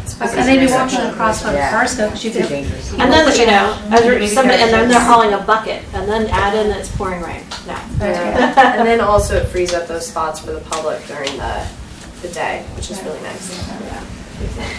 But you figure if you take out 20 for nature centers, there's only like 62 spots in the park. It's not a lot of spots for everything that goes on there. You know, the dog walkers, the gardeners, I don't know. What was your number? 62. But how'd you get a 62? Right, but it's only up until 1 o'clock, I I took think. 25, 27, 40, I added them and I took out an average of 20 for the nature center staff. So I added the 25, the 27, the 20, and the 40, and I got to 112. Because you added the nature centers, I right? added the nature center, which are only used during the morning for that half For hour. the short period of time. 20, 25, 27, 20, and 40, that's 212. 25, 20 is down below by the lower tennis courts. Right. 25, 27, 40. And down below. Yeah, just right here in front of the playground. Now, I'll also say, I don't want us to be Yeah, yeah. cut off Yeah, fixated on sorry. this. And actually, there's another, Because there's this another. literally was just a guess. Sorry, and there's another 5 in front of the garden center, in front of the garden plots. There's another 5 that are there too, so which Oh, should you're be right. added. Those sides, Three, really It's three. 3 or that was 4? One handicapped, two handicapped, 3 spots, basically, that's it. Yeah. And they're always filled, usually not by graders. So it's a morning problem that lasts until 1-ish, or what'd you say, 1:30? 1:30 is when camp is done. Done meaning parents have come and picked up their children and they've exited already. 1:45, let's say 1:45 Yeah. for lingerers, Yeah. but in this town, we do have people who are there at 1, and so we have started early to keep it. Yeah, and during that window of time, once again, I kind of hate to be a little dense here, during that window of time, the real impact are those 20 spots that your folks are taking in the overflow spot area. That's the only thing that we can talk about changing here, right? I mean, you're not going to reduce the number of kids that are coming to camp, right? We'd like to serve the number of kids we're Yeah, serving. so it right seems now. to me the only variable here that we're talking about is what to do with those 20 cars of your staff that at the moment are in the overflow spot. Is that the kind of the nub of it? Well, I think to be specific, we could not agree to this and they would have to net down. No, I'm just trying to understand what it is that we're trying to agree to. So at the moment, it's only those 20 cars, right? I know. For a window of the I day. think that is true. And again, I wish. and What I else could it think- be? I don't Can't do know. anything about the traffic. It's only your temporary staff that leaves at 1:30 that we're talking about, and at the Yeah. moment, they park in the overflow. Exactly. And the only question is, would we prefer as Parks and Rec to have them park somewhere else? And the only other else place is in your parking as opposed to. Right. Okay, Or we would, I don't know where else we would go. Right. so I understand it correctly? And Lila, Yes. we're paying for those spots. We are now. Yes. Oh, yeah. And again, 40, I don't know how many people, I don't know how many people can fit in this spot. We just said 40 because that seemed like a safe number. You know, it might be more, I don't know. It's not less. Because it's not lined with spots. It's not, Yeah. yeah, it's the Wild West. Very nondescript. The one thing I just want to clarify too is that we are talking specifically about a 7-week subset in the summer when a lot of families are not even in town. A lot of people leave, they go to the vineyard, whatever. And so the amount of staff that is working the summer camp is much different than the average staff for the rest of the year, right? I don't know what our. It actually is, it is great, it's a greater number because we have more counselors than. Yeah, so this is not an Yeah. issue at any other point in the year, and it's a very small subset of the time that we're speaking about. Cherry Lawn is a very used park. It's I know. true. I mean, it is alive and buzzing Two all of the our time. plans that we have that were proposed include a new driveway and more parking spots. Yeah. So we know it's an issue. Yeah. So it's not just you guys that. You know, and the truth is, we love that. I mean, we Right. want this park to be alive and Utilization to buzzing, be and we great, want yeah. people to come to see us, and we want our families to go into the park and enjoy it. Go over to the playground and play, and we hear a lot of that. That we're gonna go to the playground now, and it's like a full day outing, you know, you can have it at Cherry Lawn Park. It's a gem. So that, if you'd like, I have the third thing that I was going to highlight, which is our Down on the Farm event, but I'm happy to stay on this, or if I can provide any further information on that. You guys okay? Could you give some estimate of how many years you think you've been operating at these levels as opposed to the approved levels? No, I'm sorry, I can't. I can go back and look. I couldn't do it off the top of my head. I know that since I have been there for the past 3 years, The summer camp increased from 60 kids is when I got there to our current max is 85. We average about 80 a day. So we added 20 new campers because we wanted to get older kids out into the park. So we increased the sizes. Our ratios are still well below that of a Connecticut camp license requirement, but we did increase it by 20 kids to get more kids out there. But I'm not sure beyond that, so I can go back and find that out for the commission if you'd like. Well, the other suggestion I have, I know that when you go on to your next busy event you're going to talk about Yeah. on farm, that particular event has so many people that they park on the lawn up front. And that was new to me too, because I really didn't know that when I first got here either. You mean where the dog area is? That's lined with cars. Yeah, there's like 4 rows. Yep. Is it the word, I mean, honestly, we don't So- even have a fence there. I mean, it was supposed to be used for dogs, but we don't have I know. it closed off. So it's not, I mean, it's just a one-day situation, right? Right. So, I'm just throwing that out there. So there are times where there are parking on it. So perhaps that would, if there were the camp counselors' cars, you'd still open the door for the public for Right. parking there. We wouldn't allow the public to park there, but I'm sorry. Oh, so you're That's- suggesting, that's- Pam, that there could be I'm parking just on throwing it this out there. side of the, the only difficulty is that we tennis court. designated that as a dog area, Yeah. off leash all the time. And True. for us to then take that away, an agreement that we basically made, Right. I don't think that's possible. I mean, I'm kind of disappointed we don't have a fence already there because Right. we're off leash on that area. But if they're using it for that purpose on one day, I'm not going to disagree with it, but I will not give it up. Right. For this, I mean, it just. well, I don't know that we certainly wouldn't give up the entire property. And if they tucked it in the back rather than the front, just throw it out. No, but I think Suggestion. we need to rethink that area then. I mean, if that's not what it's being used for and we can't use it for that, I mean, we should be utilizing that in a better way. I mean, and if parking's an issue, we should look at the options that we've been, given by Weston and Sampson that increases parking, adds another driveway to that space, so. I do think we need to look at all of this in the Yeah. context of the master plan. That's I why I think did we not did. want the commission to vote on this tonight. I think there's a lot we have to think about and talk about in terms of the master plan. When do they need to have this? I mean, obviously summer's over, this season's done. This is for next summer camp kind of, for this issue at least, right? Again, Yeah. I mean, this I mean, is come again. relevant for this past summer, but it will continue this way. So we're okay to. Well, the other thing I think is we tend to, I think, with little experience I have in the town, we tend to talk about parking anecdotally without a lot of metrics, just, accurate metrics to support it. So, maybe just a suggestion here, I don't want to get too far ahead of ourselves, but maybe whatever decision we make it on a trial basis. And maybe we should commission maybe a bit more of an accurate traffic study, whether it's through Westcog or somebody else, and get some real numbers. So we understand at these critical times of the day what we're really dealing with, as opposed to dealing in anecdote, because I think that's dangerous. Dangerous because, there's a high risk of making the wrong decision on it. Also, in terms of dangers, I'm wondering whether it would really be more appropriate to have a police officer or somebody who's actually trained to be managing traffic and not have camp counselors doing that. Yeah, and what about carpooling? Have you thought about, So we giving a have, discount if they carpool? or yeah, so we've done that with our anything? counselors, and that actually worked this summer. It reduced the number of cars there, but still, Car seats. Exactly. Oh, Yeah, it's true. yeah. car I seats. know, but So, but for our families, we have not That talked was about one other carpooling. It thing. happens naturally, something. but we have not said it would be great if you could.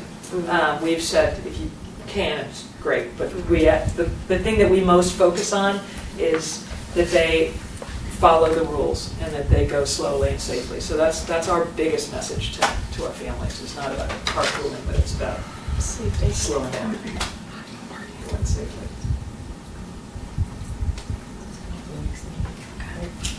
Okay, so there's, you have more for us? I was going to talk about down the farm. Okay. Are we good? We're good with this? Okay. So the third thing that I wanted to highlight was our Down on the Farm event, which is held on the Saturday of Memorial Day weekend. And it was not singled out in the original permit back in 2000 because it wasn't a significant event. but it has grown to the degree that we want to treat it as an individual event with planning and zoning, and so we've added a sentence dedicated to Down on the Farm. The goal of the event is to build awareness for the Nature Center and to make it available to the community with an accessible ticket price and lots of fun. That is true. In recent years, the event has been attended by about 1,500 people. And they are there over a 4.5-hour period. It requires the use of almost the entire park, except for the tennis courts, the playground, the community garden, and the baseball and the soccer fields. We try to leave those be. It includes pony rides, ponding lessons, trail hikes, a bird's eye view of the park for children, petting zoo, picnic lunches, lots more. And after the 2019 event, this most recent year, we communicated with the police department about how we can do better with parking and traffic control. And so we're going to be working closely with them in the 2020 planning. So adjustments that we are already considering is hiring a professional parking company that would have 10 to 12 trained staff, which currently we use 3 to 4 trained staff. Increasing the number of off-duty police on site, which we have always had 3. The police think that that should go up to at least 7. I think that's a great idea. We're also discussing shuttle buses, timed entrances to adjust the flow of families coming in, and are going to be seeking the advice of a lot of people as we plan this event for 2020, including leaders of other large events, the Henley Happening, to just learn from best practices. We do park in the area where the dog park is, and we were not efficient with that parking. Our 3 guys split up, and there was not efficient parking. It caused problems, and we knew it quickly, and we tried to resolve it the best we could, but we need to do better next year, and because it's gotten to the size it's gotten, and it is a great event. We'd like to keep it going, and we know we can manage it with more trained people there. Sounds like you might want to anticipate an even larger event for the bicentennial. I mean, it's happening in a bicentennial year, so I mean. And our 40th anniversary actually is 2020, Yeah. which is great. So in terms of what in the planning and zoning application I think is very specific to parking and park use in Cherry Lawn Park. Those are the 3 main things that we continue to want to work with you and solve. And that's all I've got. I know what would be helpful to me is kind of just reading this, and the markup was a little bit challenging. It certainly wasn't clear to me that basically this was already happening. But really, just almost a spreadsheet or something is, this is the current amount that's permitted, this is what I'm asking for, and here's our actuals over the last 2 or 3 years or whatever, so we can really see, because then we can gauge, what's really already been happening in the park as to what might actually be any kind of net increase. I think would be helpful. Okay. I'll say that what is in there is what is actually happening, and then we can try to trace back the how it's changed over the years if we can. Yeah, ideally, Pam, if we could overlay that with any program, make sure there's not overlap with programs that your staff is running, to the extent we have information about other peak periods for the gardeners, other athletic leagues or whatever. It's almost, we need to have like a hourly map of whatever, what's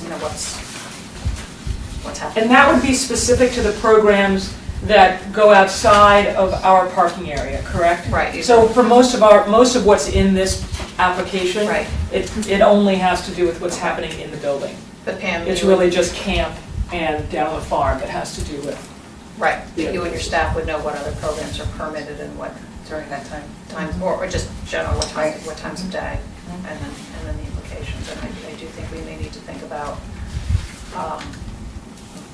really more professional traffic management, possibly. I don't know. So I think we're going to have to think. Interestingly enough, too, for the down on the farm, if there's that many people, are there spots for the public that aren't going to your event or the playground? There are. And another sort of cog in the wheel this year was we had the permit for the park, but the soccer players didn't know that. So we had 4 full games going on during down the farm, which we made every effort to make sure that those players were able to get on the field, even though we weren't expecting them. So that was definitely an added challenge, and I know, it happens, right? Miscommunication happens. So that was particularly challenging this past year, and I think will alleviate next year.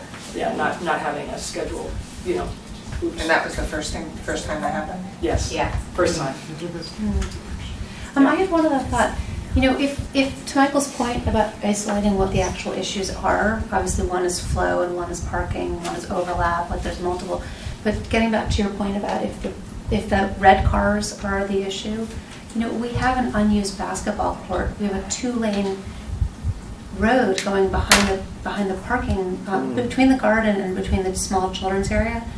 And it's unused, and we haven't identified if we're going to, because of part of the master plan, if we're going to reinvest in recreating it or moving it or what have you, but perhaps we should consider on a temporary basis using that for your parking. I don't know if it would fit. It's that raised. big. It's a small court. I just, a little raised. I know it's a small court. I think you're right, Totally. though, in terms I just of- looked up the average size of a basketball court, and it's 94 by 50, and I It's don't not- know if it's not that average. It's a small one. It's a small one. Yeah. Yeah, But you know what, And it's also a good raised, so you point. can't really drive. Behind the tennis courts is another area where multiple cars can Behind the fit. tennis courts. Because there is the utility road that goes down. And if there's an area, quite honestly, that could fit a basketball court, behind the tennis courts and in front, I would prefer behind, but that's a possibility to keep the parking lots open to So the we public. should just be creative, yeah. I mean, it sounds like, They have to be temporary though, because we Right. don't want to give away any, as we Long term. Yeah. longer term really look at our master plan. That's a for that solution park. rather than putting them in the off-leash dog area. I think as an observer, and once we were up here and these spots were open, I do not recall having overflow, because we're the first people to see when there are no spots, people will park right here, right along that, right? That's the first thing that happens, always during soccer. And that did not happen all summer, where there were people here because there weren't spots elsewhere. Now, if someone, I wish we had the data, right? It would be, that's key, is to know what happens in those weeks. Does this actually get filled up, and aren't there any? So Yeah, I we think we would should just welcome we should take the a opportunity traffic to- study or yeah, whatever exactly. happens if we can do it. Thank you. Okay, just also commission members, you've had your questions answered. Adele, on behalf of the Parks and Rec I Committee. just had one thing occurred to me as you were talking, the twos parking. Yes. Is there any issues with those parents when they leave and if the people are still dropping off, obviously? And- Actually, there's not, so what will happen is this is mostly done by the time they leave, because they linger a little bit, saying goodbye. And if someone does want to leave, this traffic person here stops the traffic. We ask this driver to wait until these cars are moving. There is the big rule. Okay, I got Big you. rule, I see what- no I see how you passing, do it. no passing, right? So they would wait and go together, out like that. I get it, thank you. I must say, my other observation is, if you had 10 less campers, you'd probably have 7 or 8 less cars, and your problem probably would diminish significantly, just looking. Well, I would just say to that, Darien, we have about 21,000 people that live here, and the median age is 40. We are a very young town, and with that comes a lot of children, which is great. It means we're vibrant, it means we're growing, it means people want to live here. And the Nature Center is probably the go-to spot for children that are in that age bracket of 18 months old all the way up till 5. There really isn't a whole lot of, aside from like blue wave kickers and stuff, there really isn't a lot of scheduled programming that you can find as a parent of young children. That's non-sport driven. That's non-sport driven, and so I think to that end, it shows why the park is so heavily utilized, because it is so adaptive for people like us that have kids that are so little that just want to be outside and experience nature and have a very loving, kind, and open place to do I that. get it, my kids went to the Nature Center. Yeah. So it wasn't there then, but I think the population has get changed a bit. I'm just saying, if you lost a child here, and the different age groups, then you would shrink your problem. That's just an I- observation. that is true. That's your. And I think that is true, and I think we've gotten to where we have gotten because we turned so many people away. Even as we've grown, we're unable to accommodate all the people who want to do our programming. So honestly, we'd love to grow, but we're at a point now where 85 kids is well managed, it's very organized, and it's done well. Anymore, I think we would be, not smart to do it. I just So we're had not one doing other it. question. We talked about this at our Parks and Rec RTM meeting last Monday night, just briefly. And so we wondered in your application, it talks about other events, not you down to the fire. We wondered how many events there are on site, with rentals and non-for-profit and private events. Right. How many? So we have 5 in there that it could be 1, it could be 5. It has never been the same during the year. For yours, yeah. Yeah, so in past years, we've had a lot of parent associations want to have their Yeah, cocktail TPTO parties. did, the Took Week one did. Right. It was a wonderful party. Yeah, but none this year. So None? there's been none of that. So we have asked for a limit of 5, and we've had less than that. This says 10. Yeah, on your That- form it does say 10. On one of these forms it did say 10. There's a revised one to planning and zoning that says Yeah, it 5. says 10. Okay, thank you. That would be helpful if we could have some kind of spreadsheet. This is what's currently approved.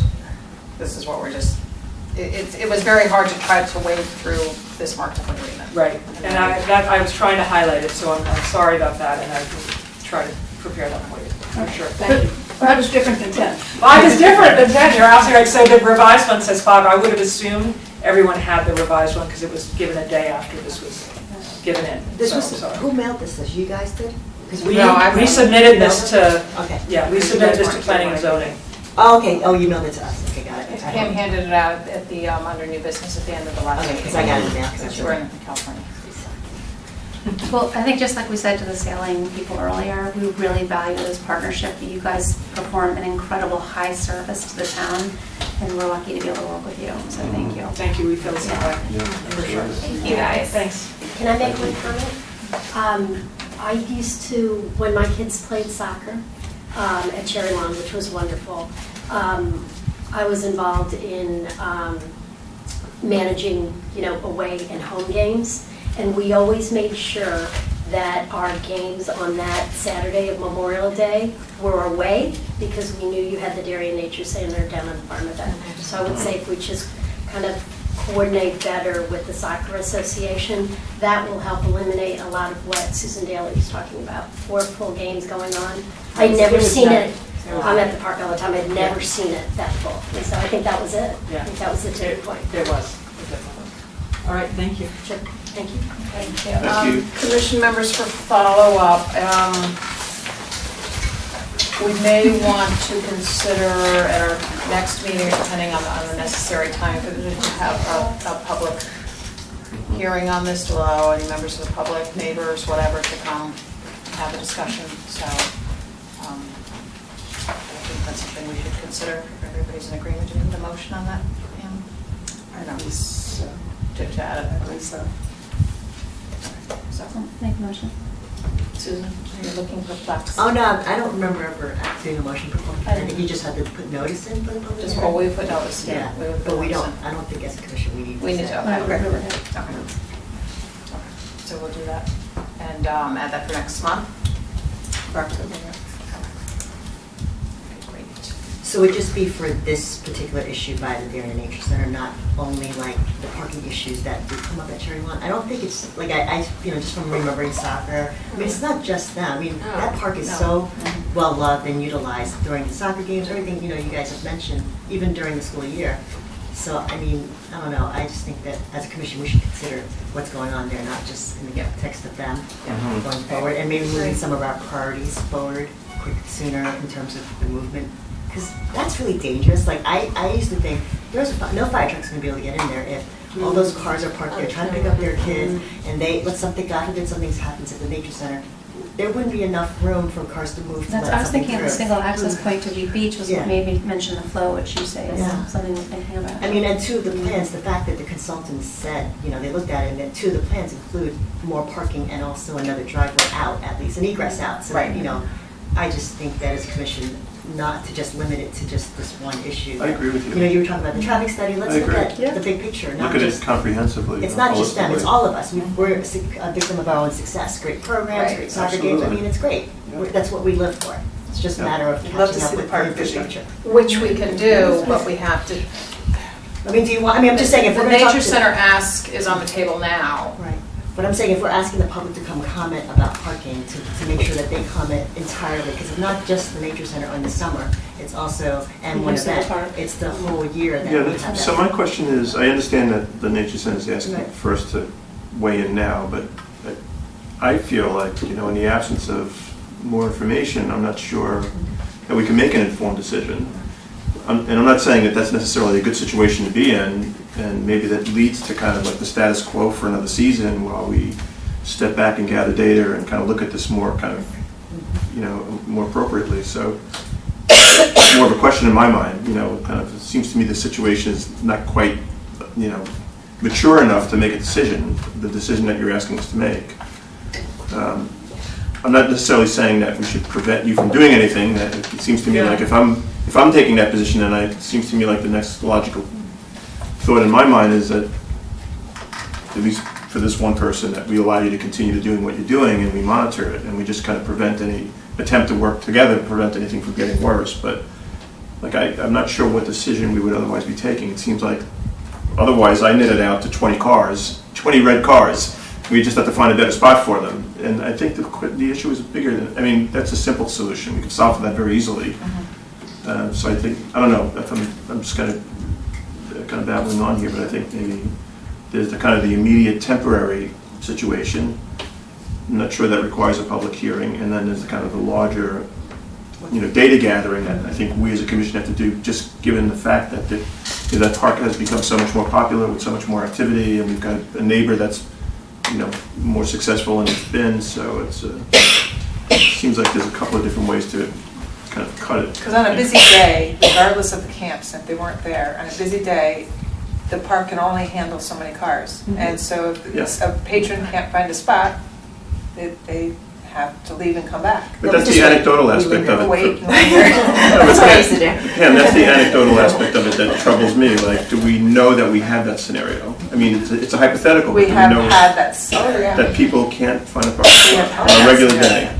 We have had that scenario. Sports in the Yes. afternoon, there's no, Yeah. you cannot get a spot there. It's constant. That's why I was that's why I was making a So point then- that it's Yes. not just the nature thing, it's Exactly. just the nature of what we have. Yeah. It's a popular, it's a park that has two different playgrounds that appeal to different ages. The tennis courts, there's the pond, there's There's all. pickleball. Well, now there's pickleball, and a community garden, so, and we have the baseball field that's there too.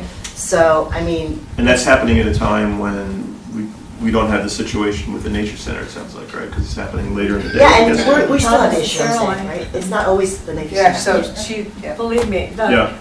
there are 60 garden spots, okay? Mm. And the time the people in the garden use it is spring, summer. Right. And you're usually bringing a lot of stuff in. You sure as heck don't want to park 2 blocks away to get all your stuff in. Yeah. And there's just a few spots that are supposedly dedicated for the gardeners. And 9 times out of 10, Yeah. they're already used. So it certainly seems like it's a bigger issue that in part is related to the nature center, but more broadly it's related to the fact that the park's just become much more popular. And you also have, I understand, many people coming from out of town. Buses coming in. Yes. Honestly? Yes. On their way this place or that place, supposedly listed on TripAdvisor as being the second best place to go in Darien. What's the first? I don't remember what it was, but Cherry Lawn I is just wanted number to ask 2. instead. They are public parks. But anyway, so. All right, so I mean, I think you're right, it is a bigger issue, so we have a couple of approaches, we now effectively have knowledge that the Nature Center has been operating outside of the agreement. So- Planning and zoning agreement. The planning and zoning agreement. So I think that does need to be addressed in one Yep. way or another. It seems the most likely avenue is to seek some sort of temporary arrangement while the commission can do the broader work, because we do have a master plan to think about. I mean, we've done planning, we have thoughts around, and we can't really kind of permanently give all those rights away until we really know Right. what we're doing. I agree. So if you feel, if the commission feels if just, we want to find a way to temporarily continue to accommodate this, just so that it's out there, it's legitimately documented, whatever, until we can take up the work of Cherry Lawn, that would be another route to go, and then just decide whether we still think we need to have any public comment on that or Right. not. And make a commitment to ourselves that we're gonna do that work next, We next can, season. but I am very cognizant at this moment of the very long list of projects we have going, and I don't believe the commission has the capacity to take this on until some of these other projects, we just don't. Fair We don't have the bandwidth. Yep. I know I don't have the bandwidth, and I'm pretty sure you don't have the bandwidth. There was just too much going on, and Pam and her staff are stretched extraordinarily thin. So tonight we we can't make a decision anyway, it's not No, an agenda. no, meeting. we just wanted to So discuss the it next tonight. meeting, Yeah, we I can think there's actually enough have a vote to Yeah. temporarily Yeah. grant. There's enough to, I think, percolate some here and thought, think yeah. about. That sounds I fair. know Amy did want to participate in the discussion, and she was not Oh, Amy here did. tonight for business. She's a neighbor. Yeah. And I did speak to her, and she had concerns, but I don't want to speak for her specifically. Okay. Okay, so that's where we'll leave that for this evening? Thank you for Okay. keeping me out of further trouble. I can't get any more. Okay, so, Nature Center folks, I think we're set, thank you. Thank you very much. for being But, here. so we meet with P and Z next week, and I don't think you can. I believe they referred it back to the commission. I don't think they'll go forward without, I don't think so, our agreement. So, okay, and so what we are looking at, and this will be helpful to me because this is a lesson for me. So we know that planning and zoning has a 60-day period where they can give their answer on something. And we were looking and hoping to have information that would inform our 2020 budget with the numbers and stuff. Is there a time period that you would consider it and then move it forward, just so that we can continue sort of planning in that? Is this to the next meeting that it gets considered? We can and will put it back in the next meeting, Pam. I think the discussion we would have to have with Jeremy is what opportunity would for us to be to recommend perhaps like a 1 year, like we'll agree to this for 1 year as opposed to a permanent. Because my understanding of this agreement, and again, we only had I can't write this very, but it only had pieces of it, so my understanding of this is like a binding permanent It's a special operating permit. that's what it's indefinite. I think it It can was be 20 revoked. It was 20 Okay, years. so these are the things we need to understand, Pam. Okay. So we really need to understand the technicalities of it. Okay, great. Okay. Yeah, I think we do too, I guess I'm not. Yeah. So, and then we would need to ask Jeremy, could we somehow approve these higher numbers for a 1 year period or something, to give ourselves some time to really look at the larger picture. I just don't know the technical details of what we need to do. So maybe if I can make sure that I'm interpreting kind of what we're saying here, and maybe this will help you.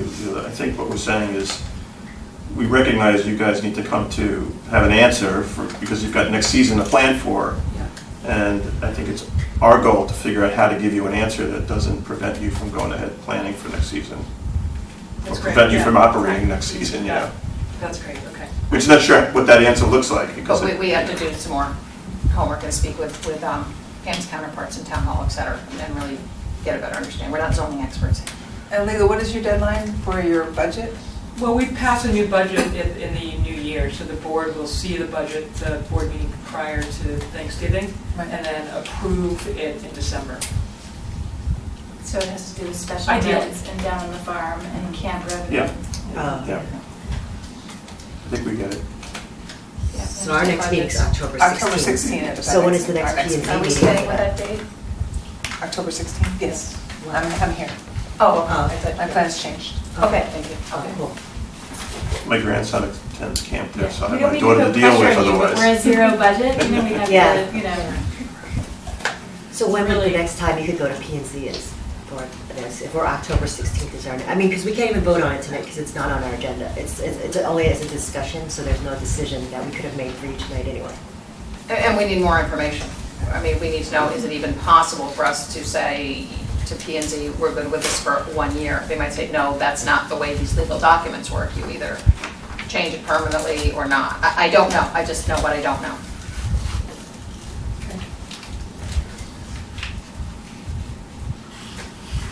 So we have to do some more homework. And we will. And with that information, that would, through Jeremy, then the potential to vote on it October in 16th. October So that would be the earliest, really, at this point. No electronic voting. We can't. No? We just started. Okay, great. Thank you. Hopefully that was helpful. Yeah. Thank you. Thank you. Thank you. Okay, next we're going to go on to reports on the Parks Improvement Project. I know especially there's, you know, some of the others, Diller Highlands, where we haven't had updates because our meetings are on Mike, but Mike, you are first in terms of an update on Pear Tree for the team, but I do want to make sure that we have time to get through all of the updates. I get it, yeah. We've been skipping over those. Yeah. So the committee last met last week on the 11th. I believe Pam distributed out the deck that was presented from Neil. The link. The link, okay. And it's on the website. It's on the website as well. So this is the deck that was presented by Neil Hauk and Weston and Sampson, Dan Biggs.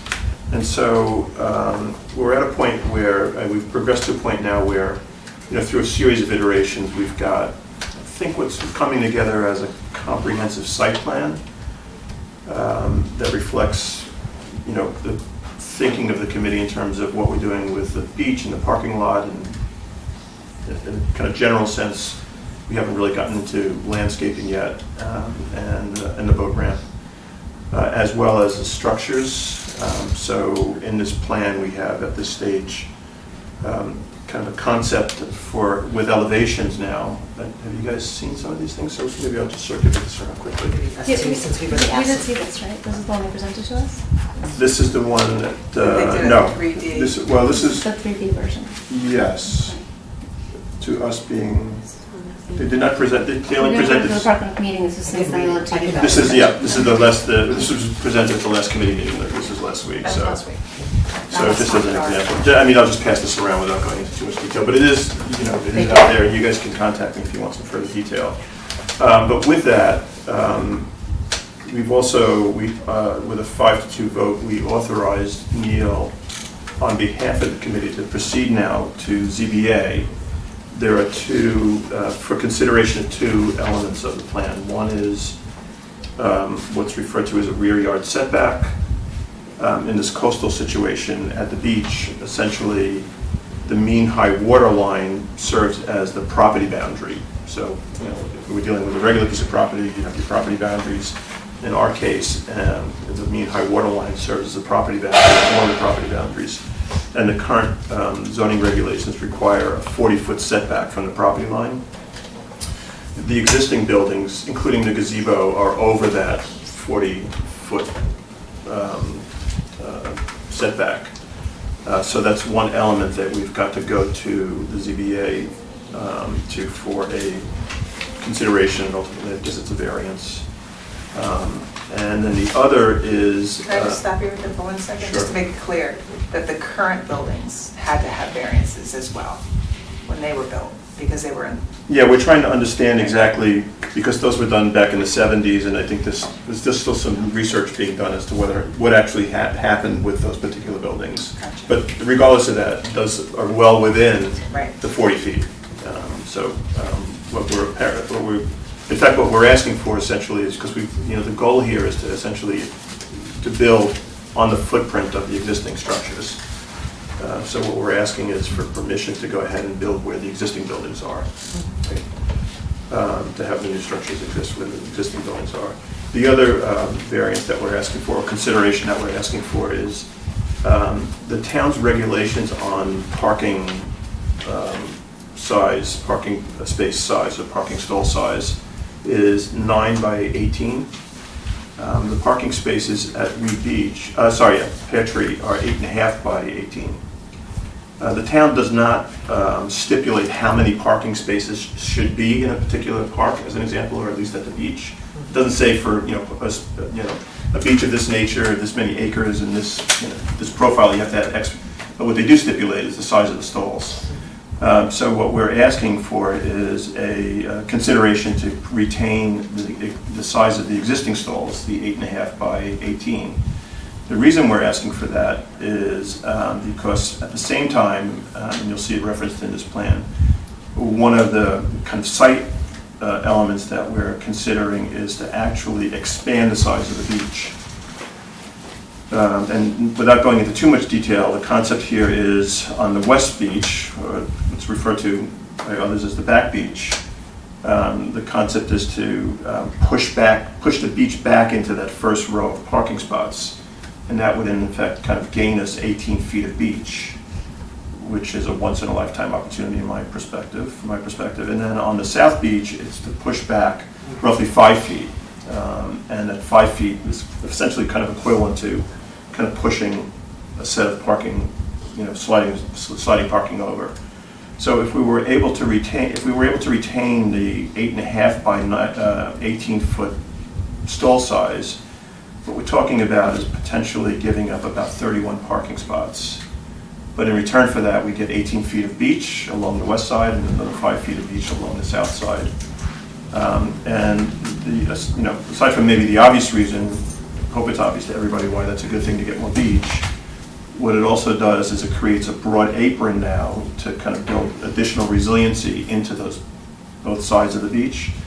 And the notion would be that the 18-foot and the 5-foot apron would be planted with some additional vegetation that would further knit the beach and help, in a number of different ways, but certainly kind of build greater resiliency and sustainability into the beach.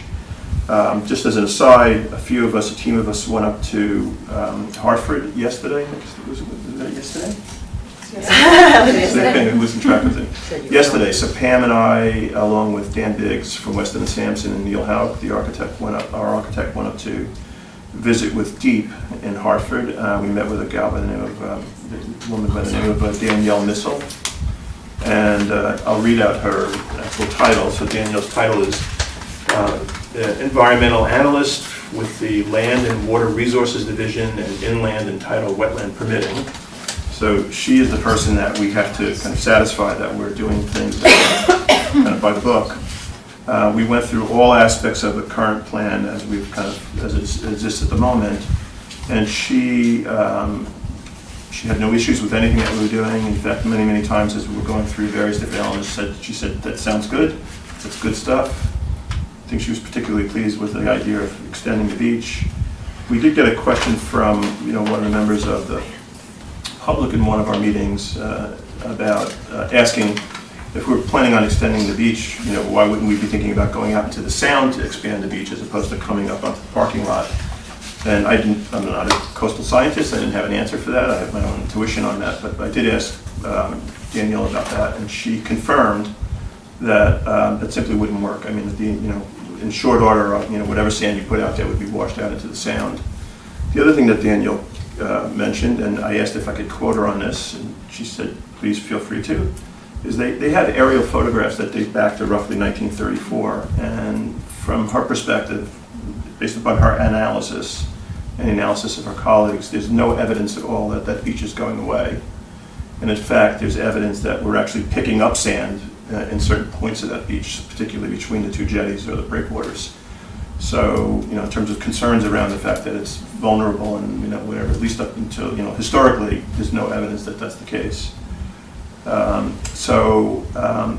committee continues to make progress, and we were thinking that we might go to ZBA in October, appears as though we'll may just need a bit more time and probably end up going to ZBA in November for that. And that's essentially, our first approval gate. And then the other conversation that we're having is with FEMA. There's an individual by the name of Diane Iskovich up at FEMA. We've consulted with her a fair amount since the inception of the project. And Neil Houck has been in contact with her regularly, and Jeremy's also been in contact with her. And you may recall that Jeremy had kind of his FAQ that he sent out to us, early on in the cycle, and he referenced his discussions with Diane. And we had hoped to actually connect with Diane when we were up in Hartford. She was somewhere else, but she did volunteer to come. She's welcome to discussion, of course, and she's actually volunteered to actually come down to Darien and meet with us here. So we're in contact certainly with those two key agencies very, very closely, and of course the objective and the goal is to make sure that we've satisfied all of their concerns and all of their questions, and we want to do the right thing, of course. So that's my update. And there's one other thing I just thought we'd mention is that we did talk about, because one of the public comments was about removing rocks, rather putting our attention about moving rocks from the water. And Danielle simply said that was not something that they would ever approve. It's natural. Yeah, it's just kind of the natural geological aspect of the beach. What rocks are you talking about? I'm sorry. Just going into the water and having, an uneasy well, it's kind walk of into the water. I see. Okay, you mean like the pebbles, like when you're walking in. Right, and then your feet hurt. Yeah. I got it. I'm sorry. I thought you meant like, I'm just thinking big rocks that you found. I'm like, whoa. There was also a reference in one of the questions we had gotten along the way at the committee about the fact that Tokenique is, adds sand on a regular basis. And Danielle is very, very well aware of what Tokenique is doing because she's permitting, she's the one who's signing the permits for Tokenique, and what she explained to us is that's an entirely different scenario, and the reason that sand has to be added there because in that particular instance, at that point on the sound, sand is getting washed out into the sound. And they have to keep replenishing it. Yeah. It's more protected where our beach. Yeah. So I think we're making progress. It's I think, we'll have more to report. I did have a chance I was invited by Dell to attend the Dell's Parks and Recs meeting the other evening and had a chance to give the committee a brief update. Thank you very much for the opportunity. Thank you for coming. I would also add that Mike has been extraordinarily diligent about attempting to personally monitor parking during peak weekends, good weather, high tide events, etc. He literally is going around and counting empty spaces and sending updates by the hour. This is at Pear Tree, right? I received those on numerous weekends. So what did you find? What was your results so far? Yeah, so actually, that's a good point, because the question did come up the other evening as well, and so I thought I'd take the opportunity. So we did two collections, actually a third collection, and I'll explain a little bit about the third collection, but we did two collections of information. One was my informal collection on July 4th. I arrived at the beach about 9:45. It was a magnificent day. Everybody remembers how beautiful a day it was. It was actually high tide about 1:30, so I think it was a popular beach day. And just kind of walking around, it seemed to me that about 2 o'clock things were really at its peak. And at that point, I proceeded to just patrol the parking lot. And at about 2 o'clock, I counted about 45 available open parking spots. And that was actually the peak of the day. So at the peak of the day, July 4th, beautiful day, high tide. One would think it was the busiest day of the year. There were 45 available parking spots. At about 3:30 in the afternoon, I was doing this every half hour, in fact. There were about 57 available parking spots. And at just 6:30, there were about 111 available parking spots. Didn't they say there was about 120 total there? No, there's 225 total. Which is more than we. Yeah. So that was informal, and then what we did is, and we would have liked to have done a more methodical process. We were able to engage Westcog, and Westcog provides a service where they'll bring a camera in and they actually kind of monitor traffic via cameras, and then they have consultants that will actually review that they've captured on camera, and they come back to us with a fairly complex spreadsheet with a lot of data on it. And that was done on July 13th weekend, which was also a lovely day. Different high tide, I guess I'm not a boater, but high tide at that point was 9 in the morning. And at the peak of the day, peak meaning in this case, the point of the day where it appears though, it was the most cars parked at the parking lot, there were 100 available parking spots. That was about 3:30 in the afternoon. So anyway, I know there's a concern about, and it's I think a well-grounded concern about the idea of potentially giving up parking spots. And we also share that beach with the boat club, as everybody knows. So we need to be mindful of that. But I go back to the point I made earlier about Cherry Lawn, kind of dealing in anecdotal information is kind of sometimes troublesome. So, I think we're trying to get our hands around it. We did try to do a count on Labor Day weekend, and we just ran into some technical difficulty. I'll call them technical difficulties. No, don't tell it what it was. Well, you can feel free to tell it. The Westcog provided the camera again, and unfortunately, it was stolen. And they reported that the manner in which it was affixed, somebody would have had to come with clippers and removed it. It wasn't somebody walking really? behind it. Yes, so. Where did they put those things? The camera was right at the entrance to the beach. There's a sign there, and it was on a large, high pole because it's kind of positioned so it can actually capture everything. And it's on its pole, and it was actually locked. So it's locked and it's on a pole, and the only way to get it off would have been with a set of bolt cutters. So when Westcog showed up on Tuesday morning, to pick it up, it wasn't there.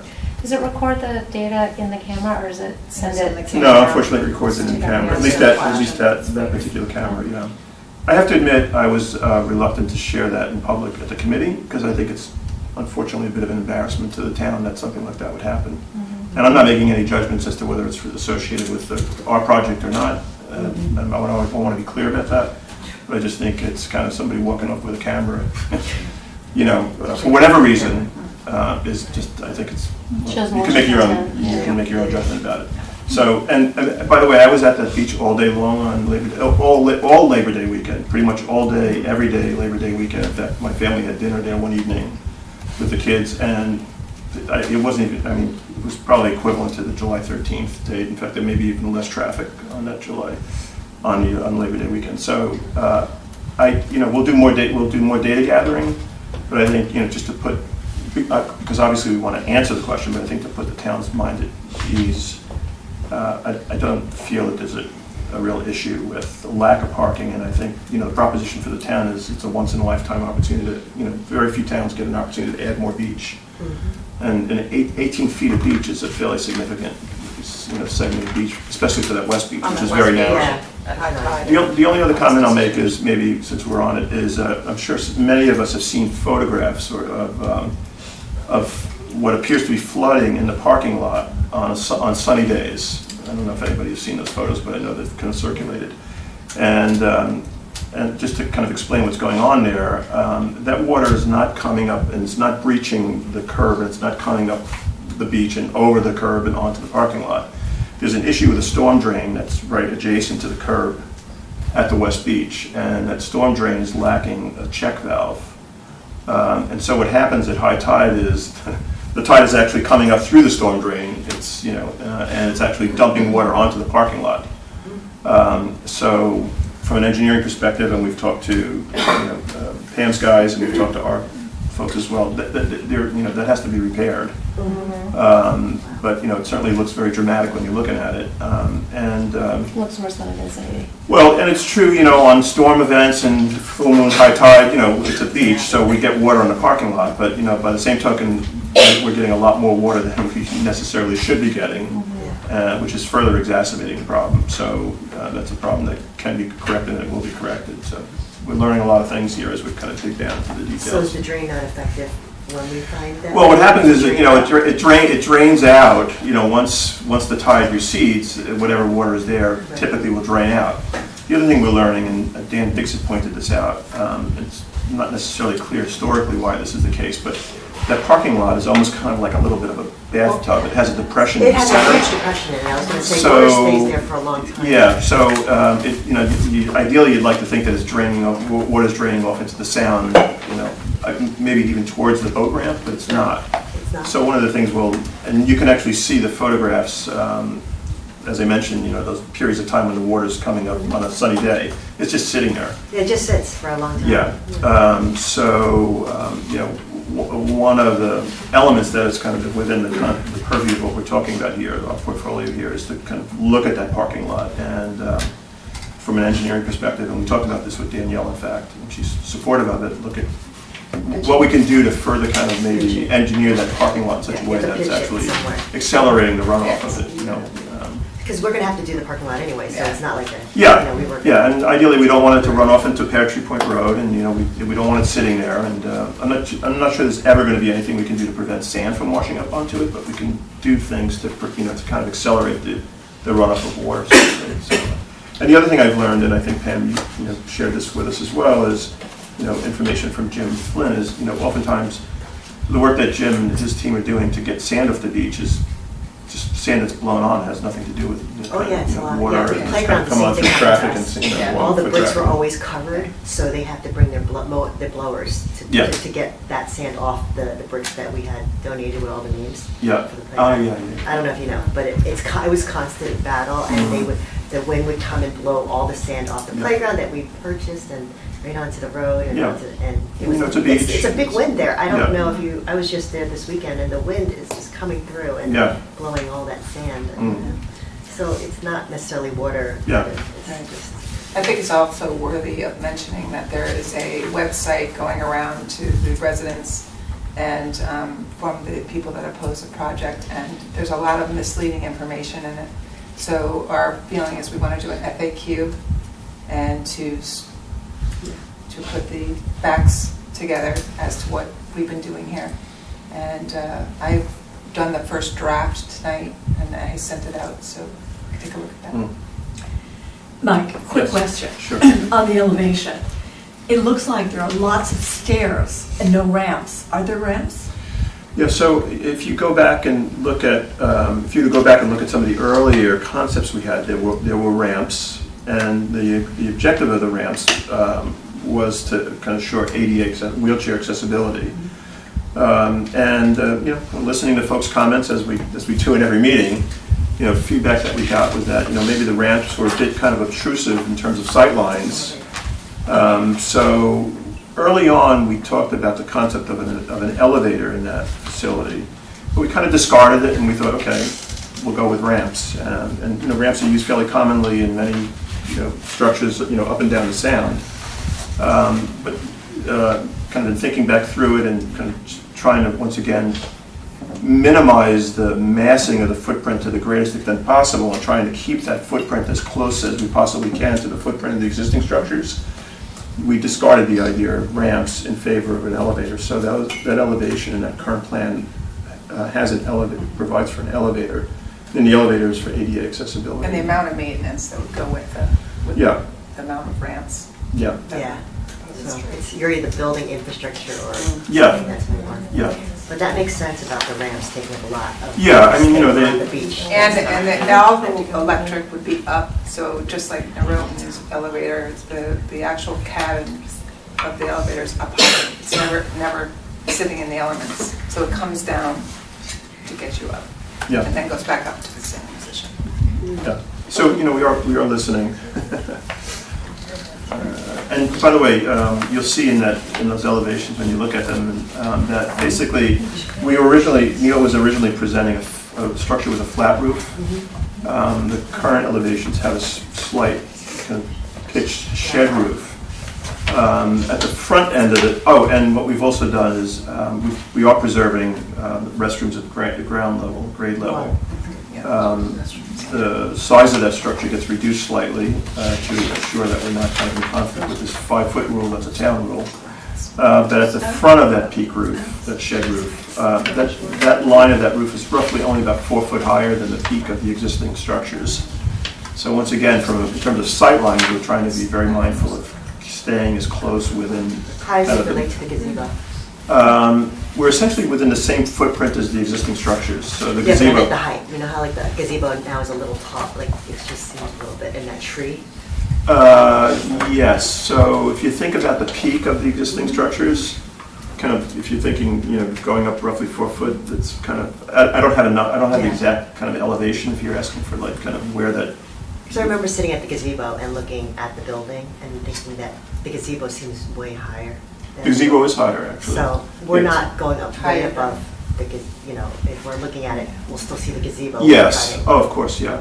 Like that height. Yeah, because right now the peak is one way, it's Neil's got it designed so the highest point is facing out. on the west beach Got side, it. facing Yeah. the water, Okay. the river, Mhm. like if you were going Yes. up to the boat club. Okay. So the water would kind of go like, is it gonna go into gutter, I guess? Water being rain? Rain, yeah. Rainwater. Yeah, so, so rain comes back, the rainwater will come down Yeah. towards the parking lot, Okay. Got it. the beach area there. Yep. Thank you. Yep. Okay. Let's talk about some of our other parks. Diller. So Diller, Diller. I got in touch with Mark Maybell, and the construction is starting the week of September 22nd. Oh, wow. So next week, yeah, depending on how weather is, so that's exciting. I don't have much more than that. Did he give a time frame? Is this the one that's going to extend? No, he just the construction's starting. Okay. So I know that they had said it's going to be time consuming. They thought it Once was it gets to go slow. through, yeah. And they're going to do, as I recall, they're going to do a lot of hand digging to Mhm. remove some of the invasive plants and things that have to be, to do it in a very environmentally sensitive manner. So it's going to be slow and painful. Okay. Well, they're hopefully done before December.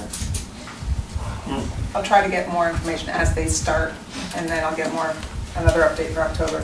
But we'll miss this cross-country And- season. You guys already started. Yeah. So I have my daughter's on the cross-country team, and as a frame of reference, all meets are not in Darien because we don't have Yeah, the place we for don't. it. Right. So all the meets are away. Wow. But, and they just literally run cross-country around the track right now, which is really Yeah. exciting because they're Or soon on going the to have streets another of option. Darien. So Right. it's nice to know that's coming. And what year is she? She's a freshman. Oh, Yeah. so she'll. Yeah, so she'll she'll get to use it. That's great. Yeah. Update on Highland Farms, I spoke to Kate today, the bid specs went out. The bid opening for those specs is gonna be on October 3rd for construction. And they're hoping to start construction on the parking lots and the pathways at Highland Farms in the fall. It's going to be So- tight, isn't it? Because you know, like, put down asphalt. Well, that's why they got them out today, and October 3rd is an opening. So, not certain on how long, but I think they have through November to do Just that all, yeah. project. I think that will go fairly fast. I do. And update on Weed Beach Meadow and Trail Project. We met on Monday afternoon with Dan Biggs, and he had he had some numbers together with some of the materials that we're looking at, but there were like 3 different materials. So for the pathway, it was asphalt versus Porous asphalt. porous asphalt versus. You mean that? Oh, it was like that. It was a honeycomb. The honeycomb with the stone in Right. it. So he gave us the 3 And pictures options, and pricing. lowest option to the highest option. And then when we talked about boardwalk and we talked about the different types of material, I-Pace wood seems to be a favorite because it's middle of the road, more so than actually concrete, which is very high and expensive, but yet it lasts longer.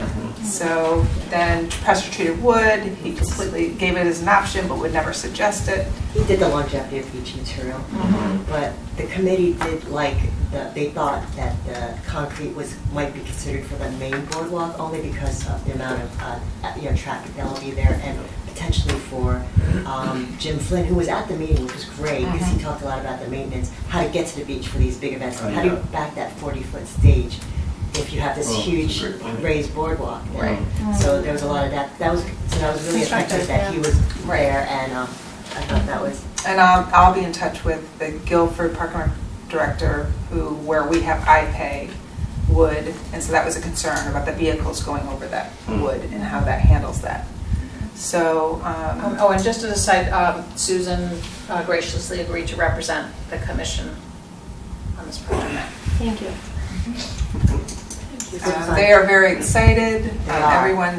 They need to go fast though, and that was the challenge. Is that because we have the anniversary coming up in your big event, they Dan put together a schedule of when he needs to hit each commission to get their approval process going, and they're willing. It's very impressive. It's really impressive, and they're willing to kind of go through and go back to their foundations, because they have to go back to their boards now and say, these are our options, this is, this material, and how much it would cost, and I just think that. And they're still in favor of building smart. So if it's the fact that the concrete lasts longer, and even if it costs a little bit more, they feel it's worth it. Yeah, they don't want to have anybody come back and say, oh, look at the materials, they don't look good, they don't work well. And they're even talking about low lighting that wasn't originally in the plan, which is very smart, low lighting on the main boardwalk across the beach, knowing that people are going to be using that. Right. We talked about safety and maybe electricity, like maybe having those helps, like quick, if you, a panic, whatever, just if something happens when you're on the path, so it's a heart attack. I know, that was another, so we talked about electricity and that brought in the worms and how much that costs, but, these are things that they are thinking about, and how to also keep the aesthetic and with the durability. That was their biggest concern, is that they want to have some of the spots be natural, especially cut-throughs. They want those to be more, they don't necessarily need to be asphalt or porous asphalt in their mind. So because there's another connection there's around all the these connections asphalt. that they're looking at. But they're very thoughtful. That's fantastic. Yeah. It's nice to So Dan's going to try to get them some more concrete, detailed figures because he knows that. Sorry, I know, no pun intended. But he knows that, for instance, a contractor, what they may be able to get the pricing of is different than perhaps what his firm can get. So we're really going to try to tighten up those numbers. On the high end, it was at 1.6 million.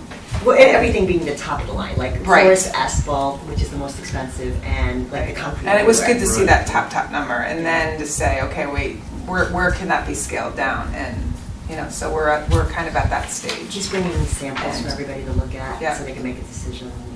And we also brought that up in Hartford yesterday too. Yeah, so we brought that project with us, which Mike sat in on that as well. And what came out of that is, I think, the second boardwalk that's behind the paddle hut, the second marshy area. You mean,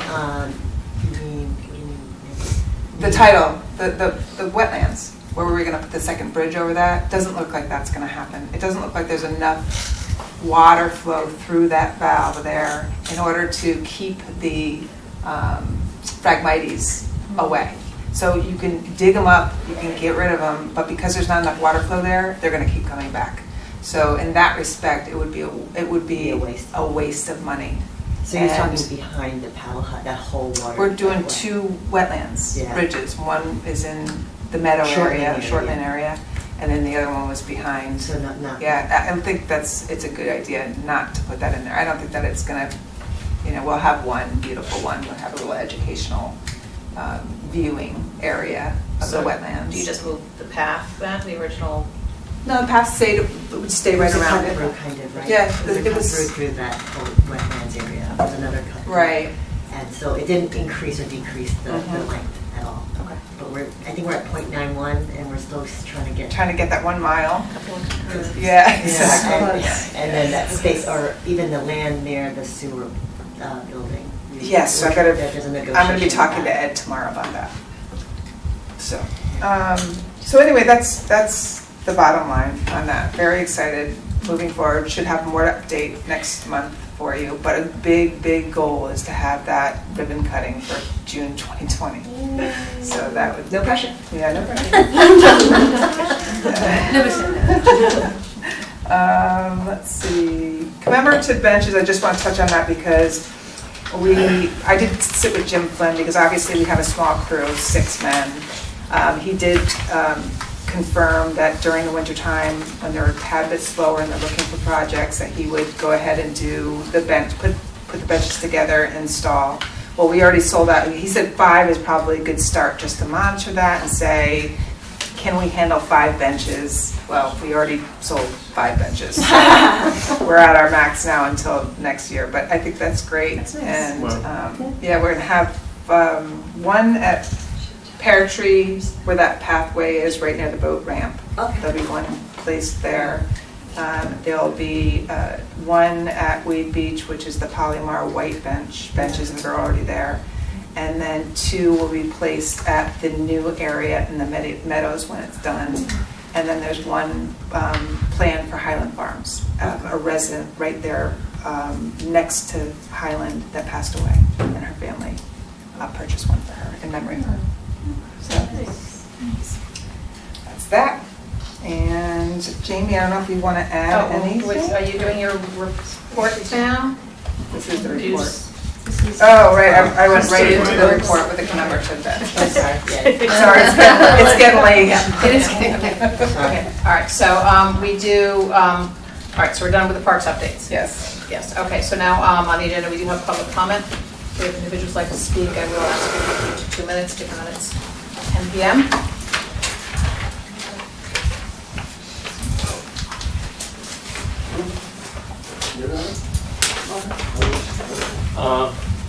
Vincent Argenbow, 69 Salem Straits in Darien.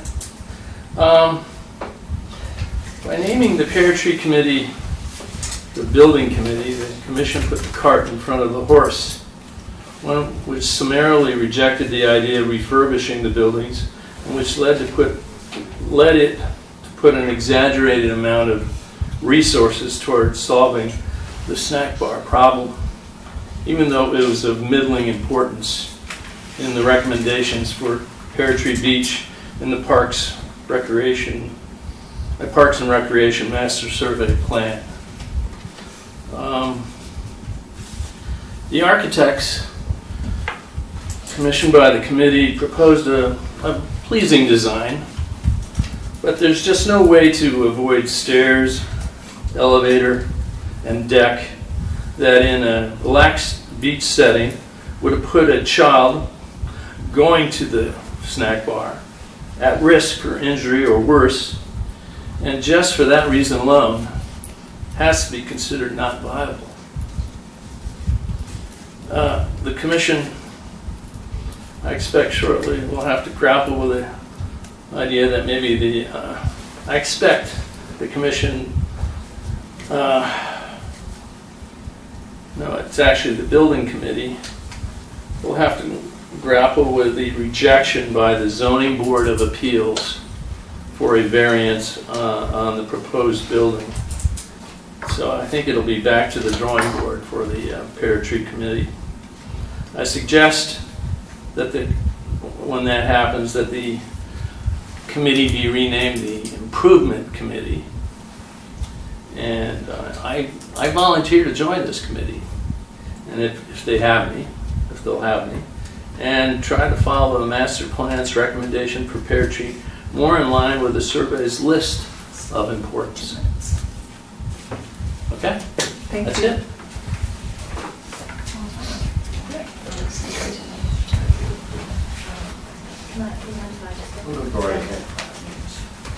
Hello, my name is Nancy Stein. I'm at 15 Crane Road. I am also aware that there's information going around. We feel that it's important for everybody in the community to know what's going on, and I appreciate that it's in the papers and it's on Channel 79, but people still are unaware of all of the details. I just quickly I know a lot of other people want to speak, I just quickly want to address the pictures that you just referred to. I want you to look closely at the pictures. There is no beach in any of those pictures. That's just not, it doesn't matter if the sun is out. There's no sand in those pictures. Those pictures speak volumes. Those pictures are not a clogged drain. You can't, it's Long Island Sound. One of the pictures is high tide or a full moon, and the water is covered in the parking lot. We have started a petition. The petition states that many in the community do not want a two-story structure built in our quaint Pear Tree Beach setting. It's been live, I think, for about 3.5 days, and we have close to 400 signatures.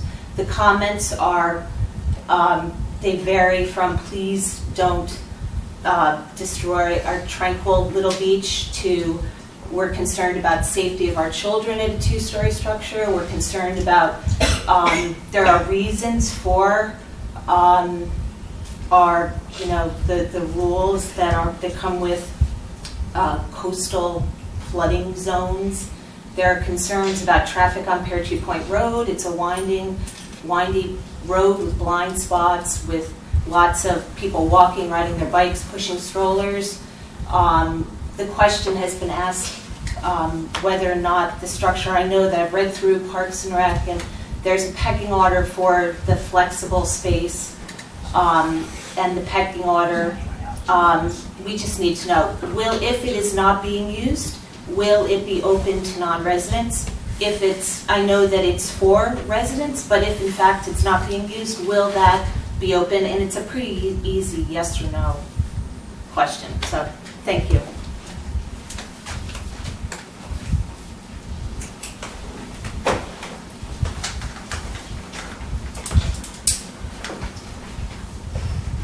My name is Scott Reardon. I'm at 169 Long Neck Point Road. I've spoken to this committee before and to the building committee on several occasions, anytime I've had a chance to.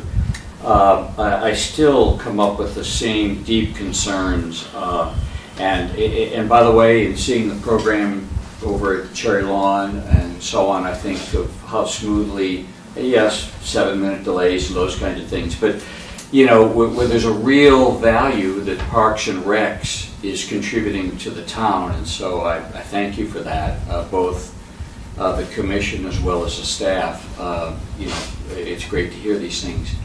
In contrast to that, I see what's going on at Pear Tree Point Beach in regard to the building committee is just in sharp contrast to it. And what strikes me is that there isn't a focus on exactly what the public service is. Here are the programs. Here's what we're going to do. And as a result of that, we take those particular services and activities and provide a facility that allows for it. And by the way, Mike, you brought up expanding the beach. I understand that. That I get it. My issue is really having to do with this, you know, 2-story structure being built, not the expansion of the beach at the expense of the parking lots and so on and so forth. There are many things that can be done that are good. So let me just throw out one idea, and that is this, that what you do is you take Uncle's Deli, who really isn't there very often. I mean, you can take, you know, Memorial Day weekend, and I think one or two of those days, they didn't even open on Memorial Day weekend. They didn't think they had enough business, okay? You know, somebody could correct me. But that's my recollection. Scott, that's 2 minutes. Yes? 2 minutes. Okay. Yeah. Thank you. So in any case, you could take that facility, put a glass front facing the water, and a ramp up to the, you know, to the gazebo for handicapped, and let's take this as an interim step and see if we can get people to use it. How do they do it? Are there camping things that could be done? Are there kayaks like could be done over at Weed Beach? Let's see if we can get it used in what way, and survey people and find out what would fit, and then take that and build on it and make this a useful facility.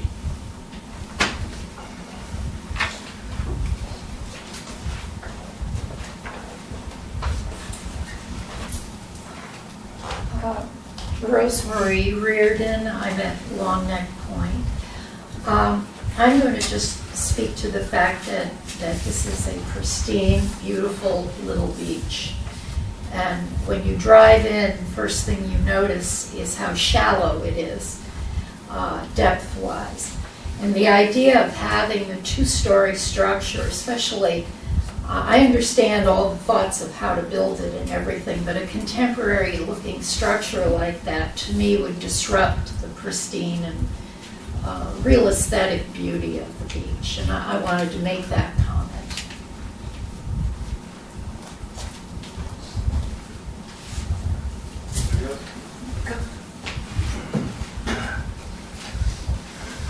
Vince Shanley, 6 Crane Road.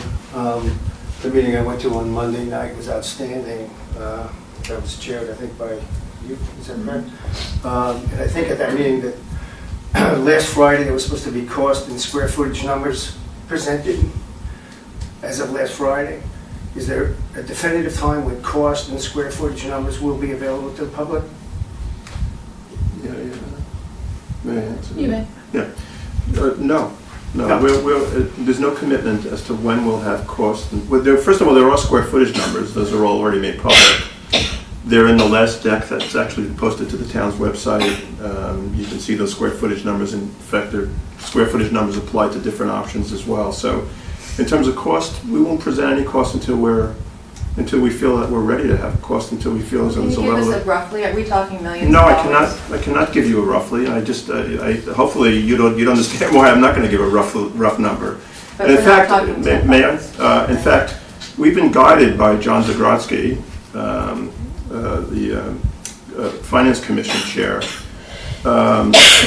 not to give numbers until we're comfortable with them, and also not to be focusing on a number at this stage. You know, I think the town is looking for, certainly the town administration, the government is looking for us to, you know, for the committee and the commission to use its best judgment in terms of what it feels to be a solution for that particular problem that we're solving for. We'll put numbers against it, and then there's a whole series, as you guys know, of approval gates that we're going to have to go through, none of which are, you know, are given at this stage. So it's a misunderstanding to think that anybody made a commitment or that the committee has a commitment to provide numbers. There'll be a point at which we'll have to have numbers as we go through the approval process, but there's no hard timeline on that. So the taxpayer has no idea what the cost of the project's going to be? Well, we haven't asked the taxpayer for any money yet. So once we ask the taxpayers for money, obviously we're going to have to tell you what the number is. So I think we're very, very mindful. I'm a taxpayer myself. I think we're mindful that, you know, we're spending the taxpayers' money, and we're hoping that we're behaving as responsibly as we possibly can. I'm not sure, you know, there's any better answer for you. Excuse me, I have one brief question, that is, in We're regard not to gonna, this... we're not gonna get into Q&A. I gave Mike a No, little bit of license this here. is not a but- question and answer. In regard to providing information to the public, it would be worthwhile to have a schematic that shows the current, well, let's say from the guardhouse as an example, the schematic of what the profile looks like of the current building and what the new building would look like. Pam, you're talking about providing additional information. The so- architect will be building that when we're, I beg your pardon? the architect will be providing that. Yeah, if it isn't available, but at a time when people can still make a decision as opposed to, oh, sorry, it's too early, oh, now it's too late. Well, by the way, the architect has already, in an earlier iteration, the architect provided, in fact, a three-dimensional model, a freestanding three-dimensional model.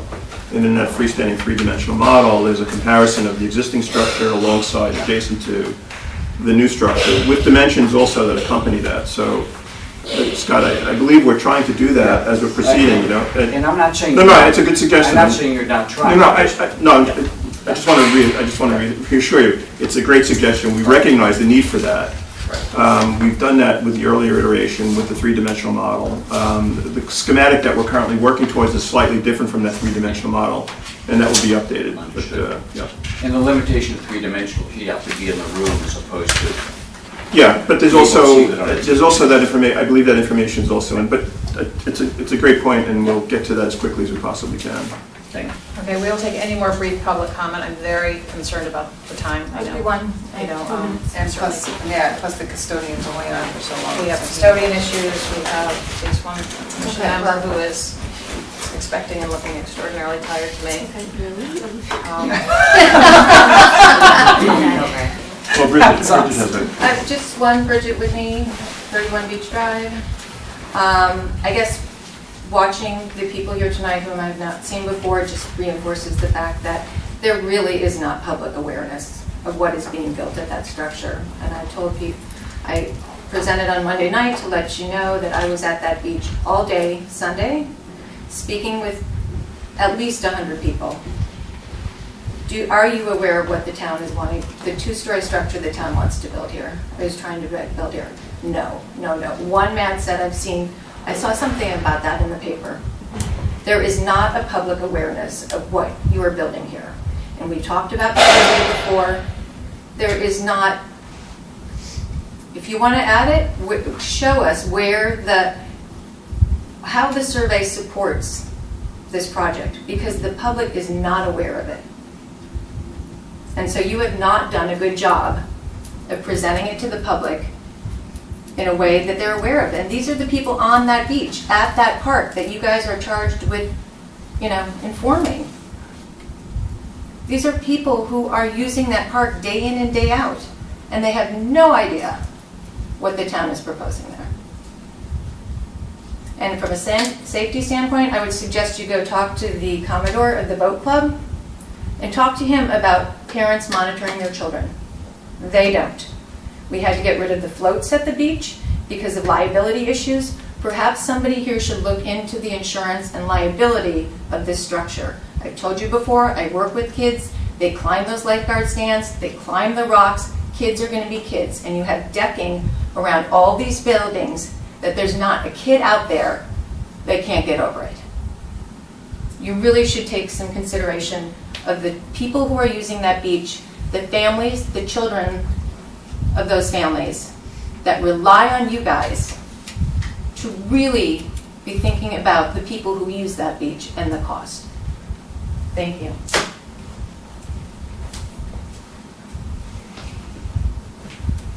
Anybody else?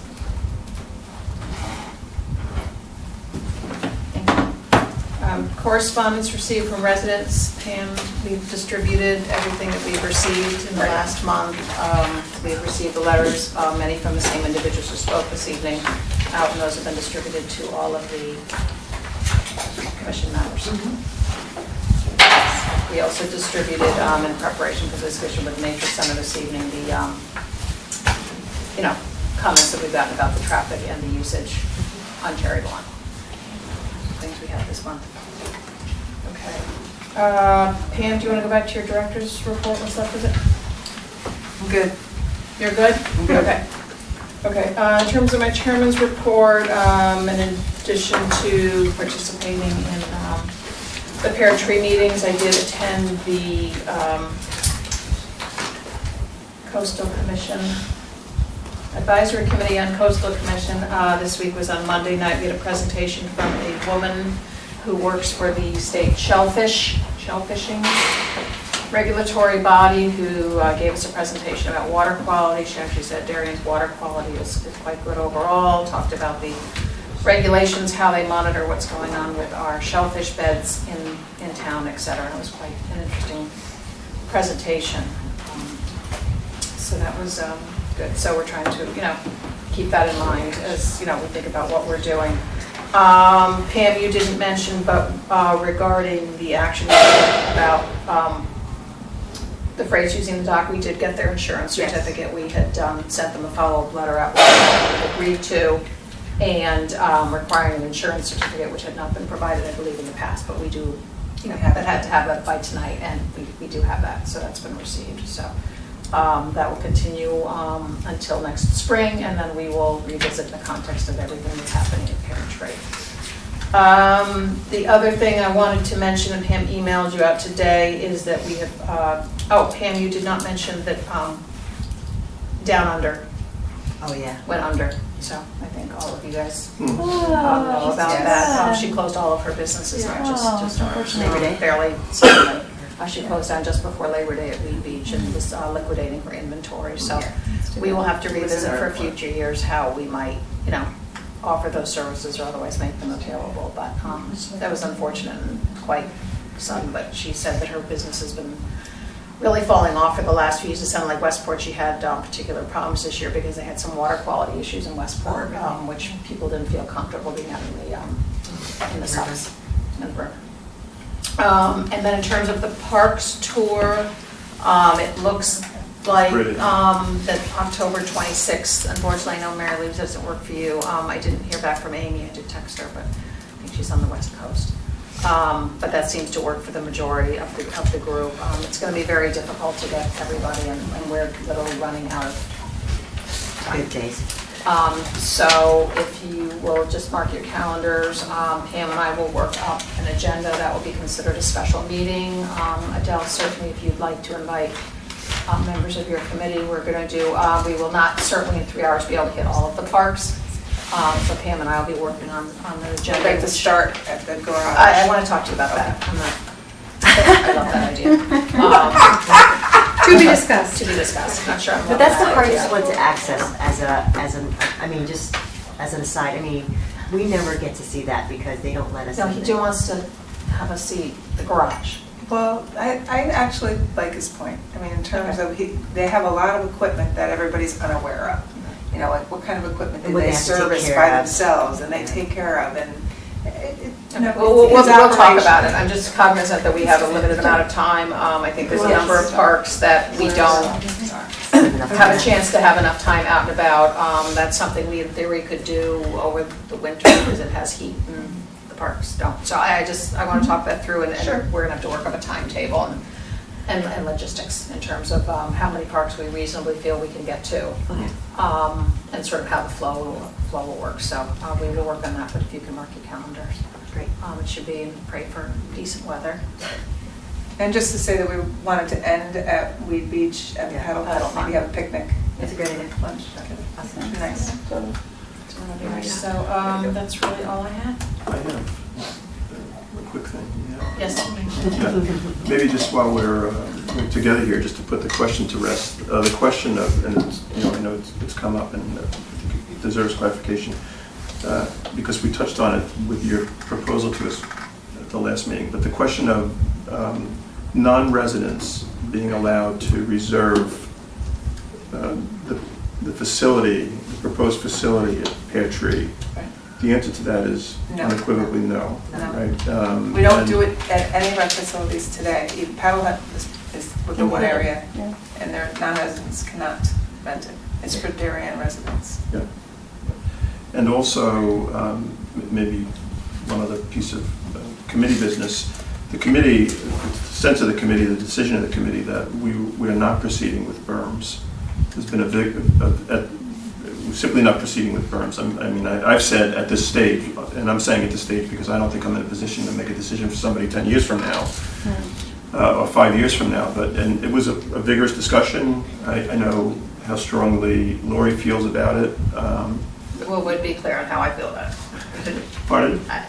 I don't necessarily agree with that decision. That's what I'm glad you clarified. Yeah, that's what I mean, a vigorous, good, healthy debate, but at this stage, it feels that and we did have this conversation with Danielle up in Hartford yesterday, and it feels as though it's a solution that isn't necessarily a solution for the problem that we're dealing with at the moment.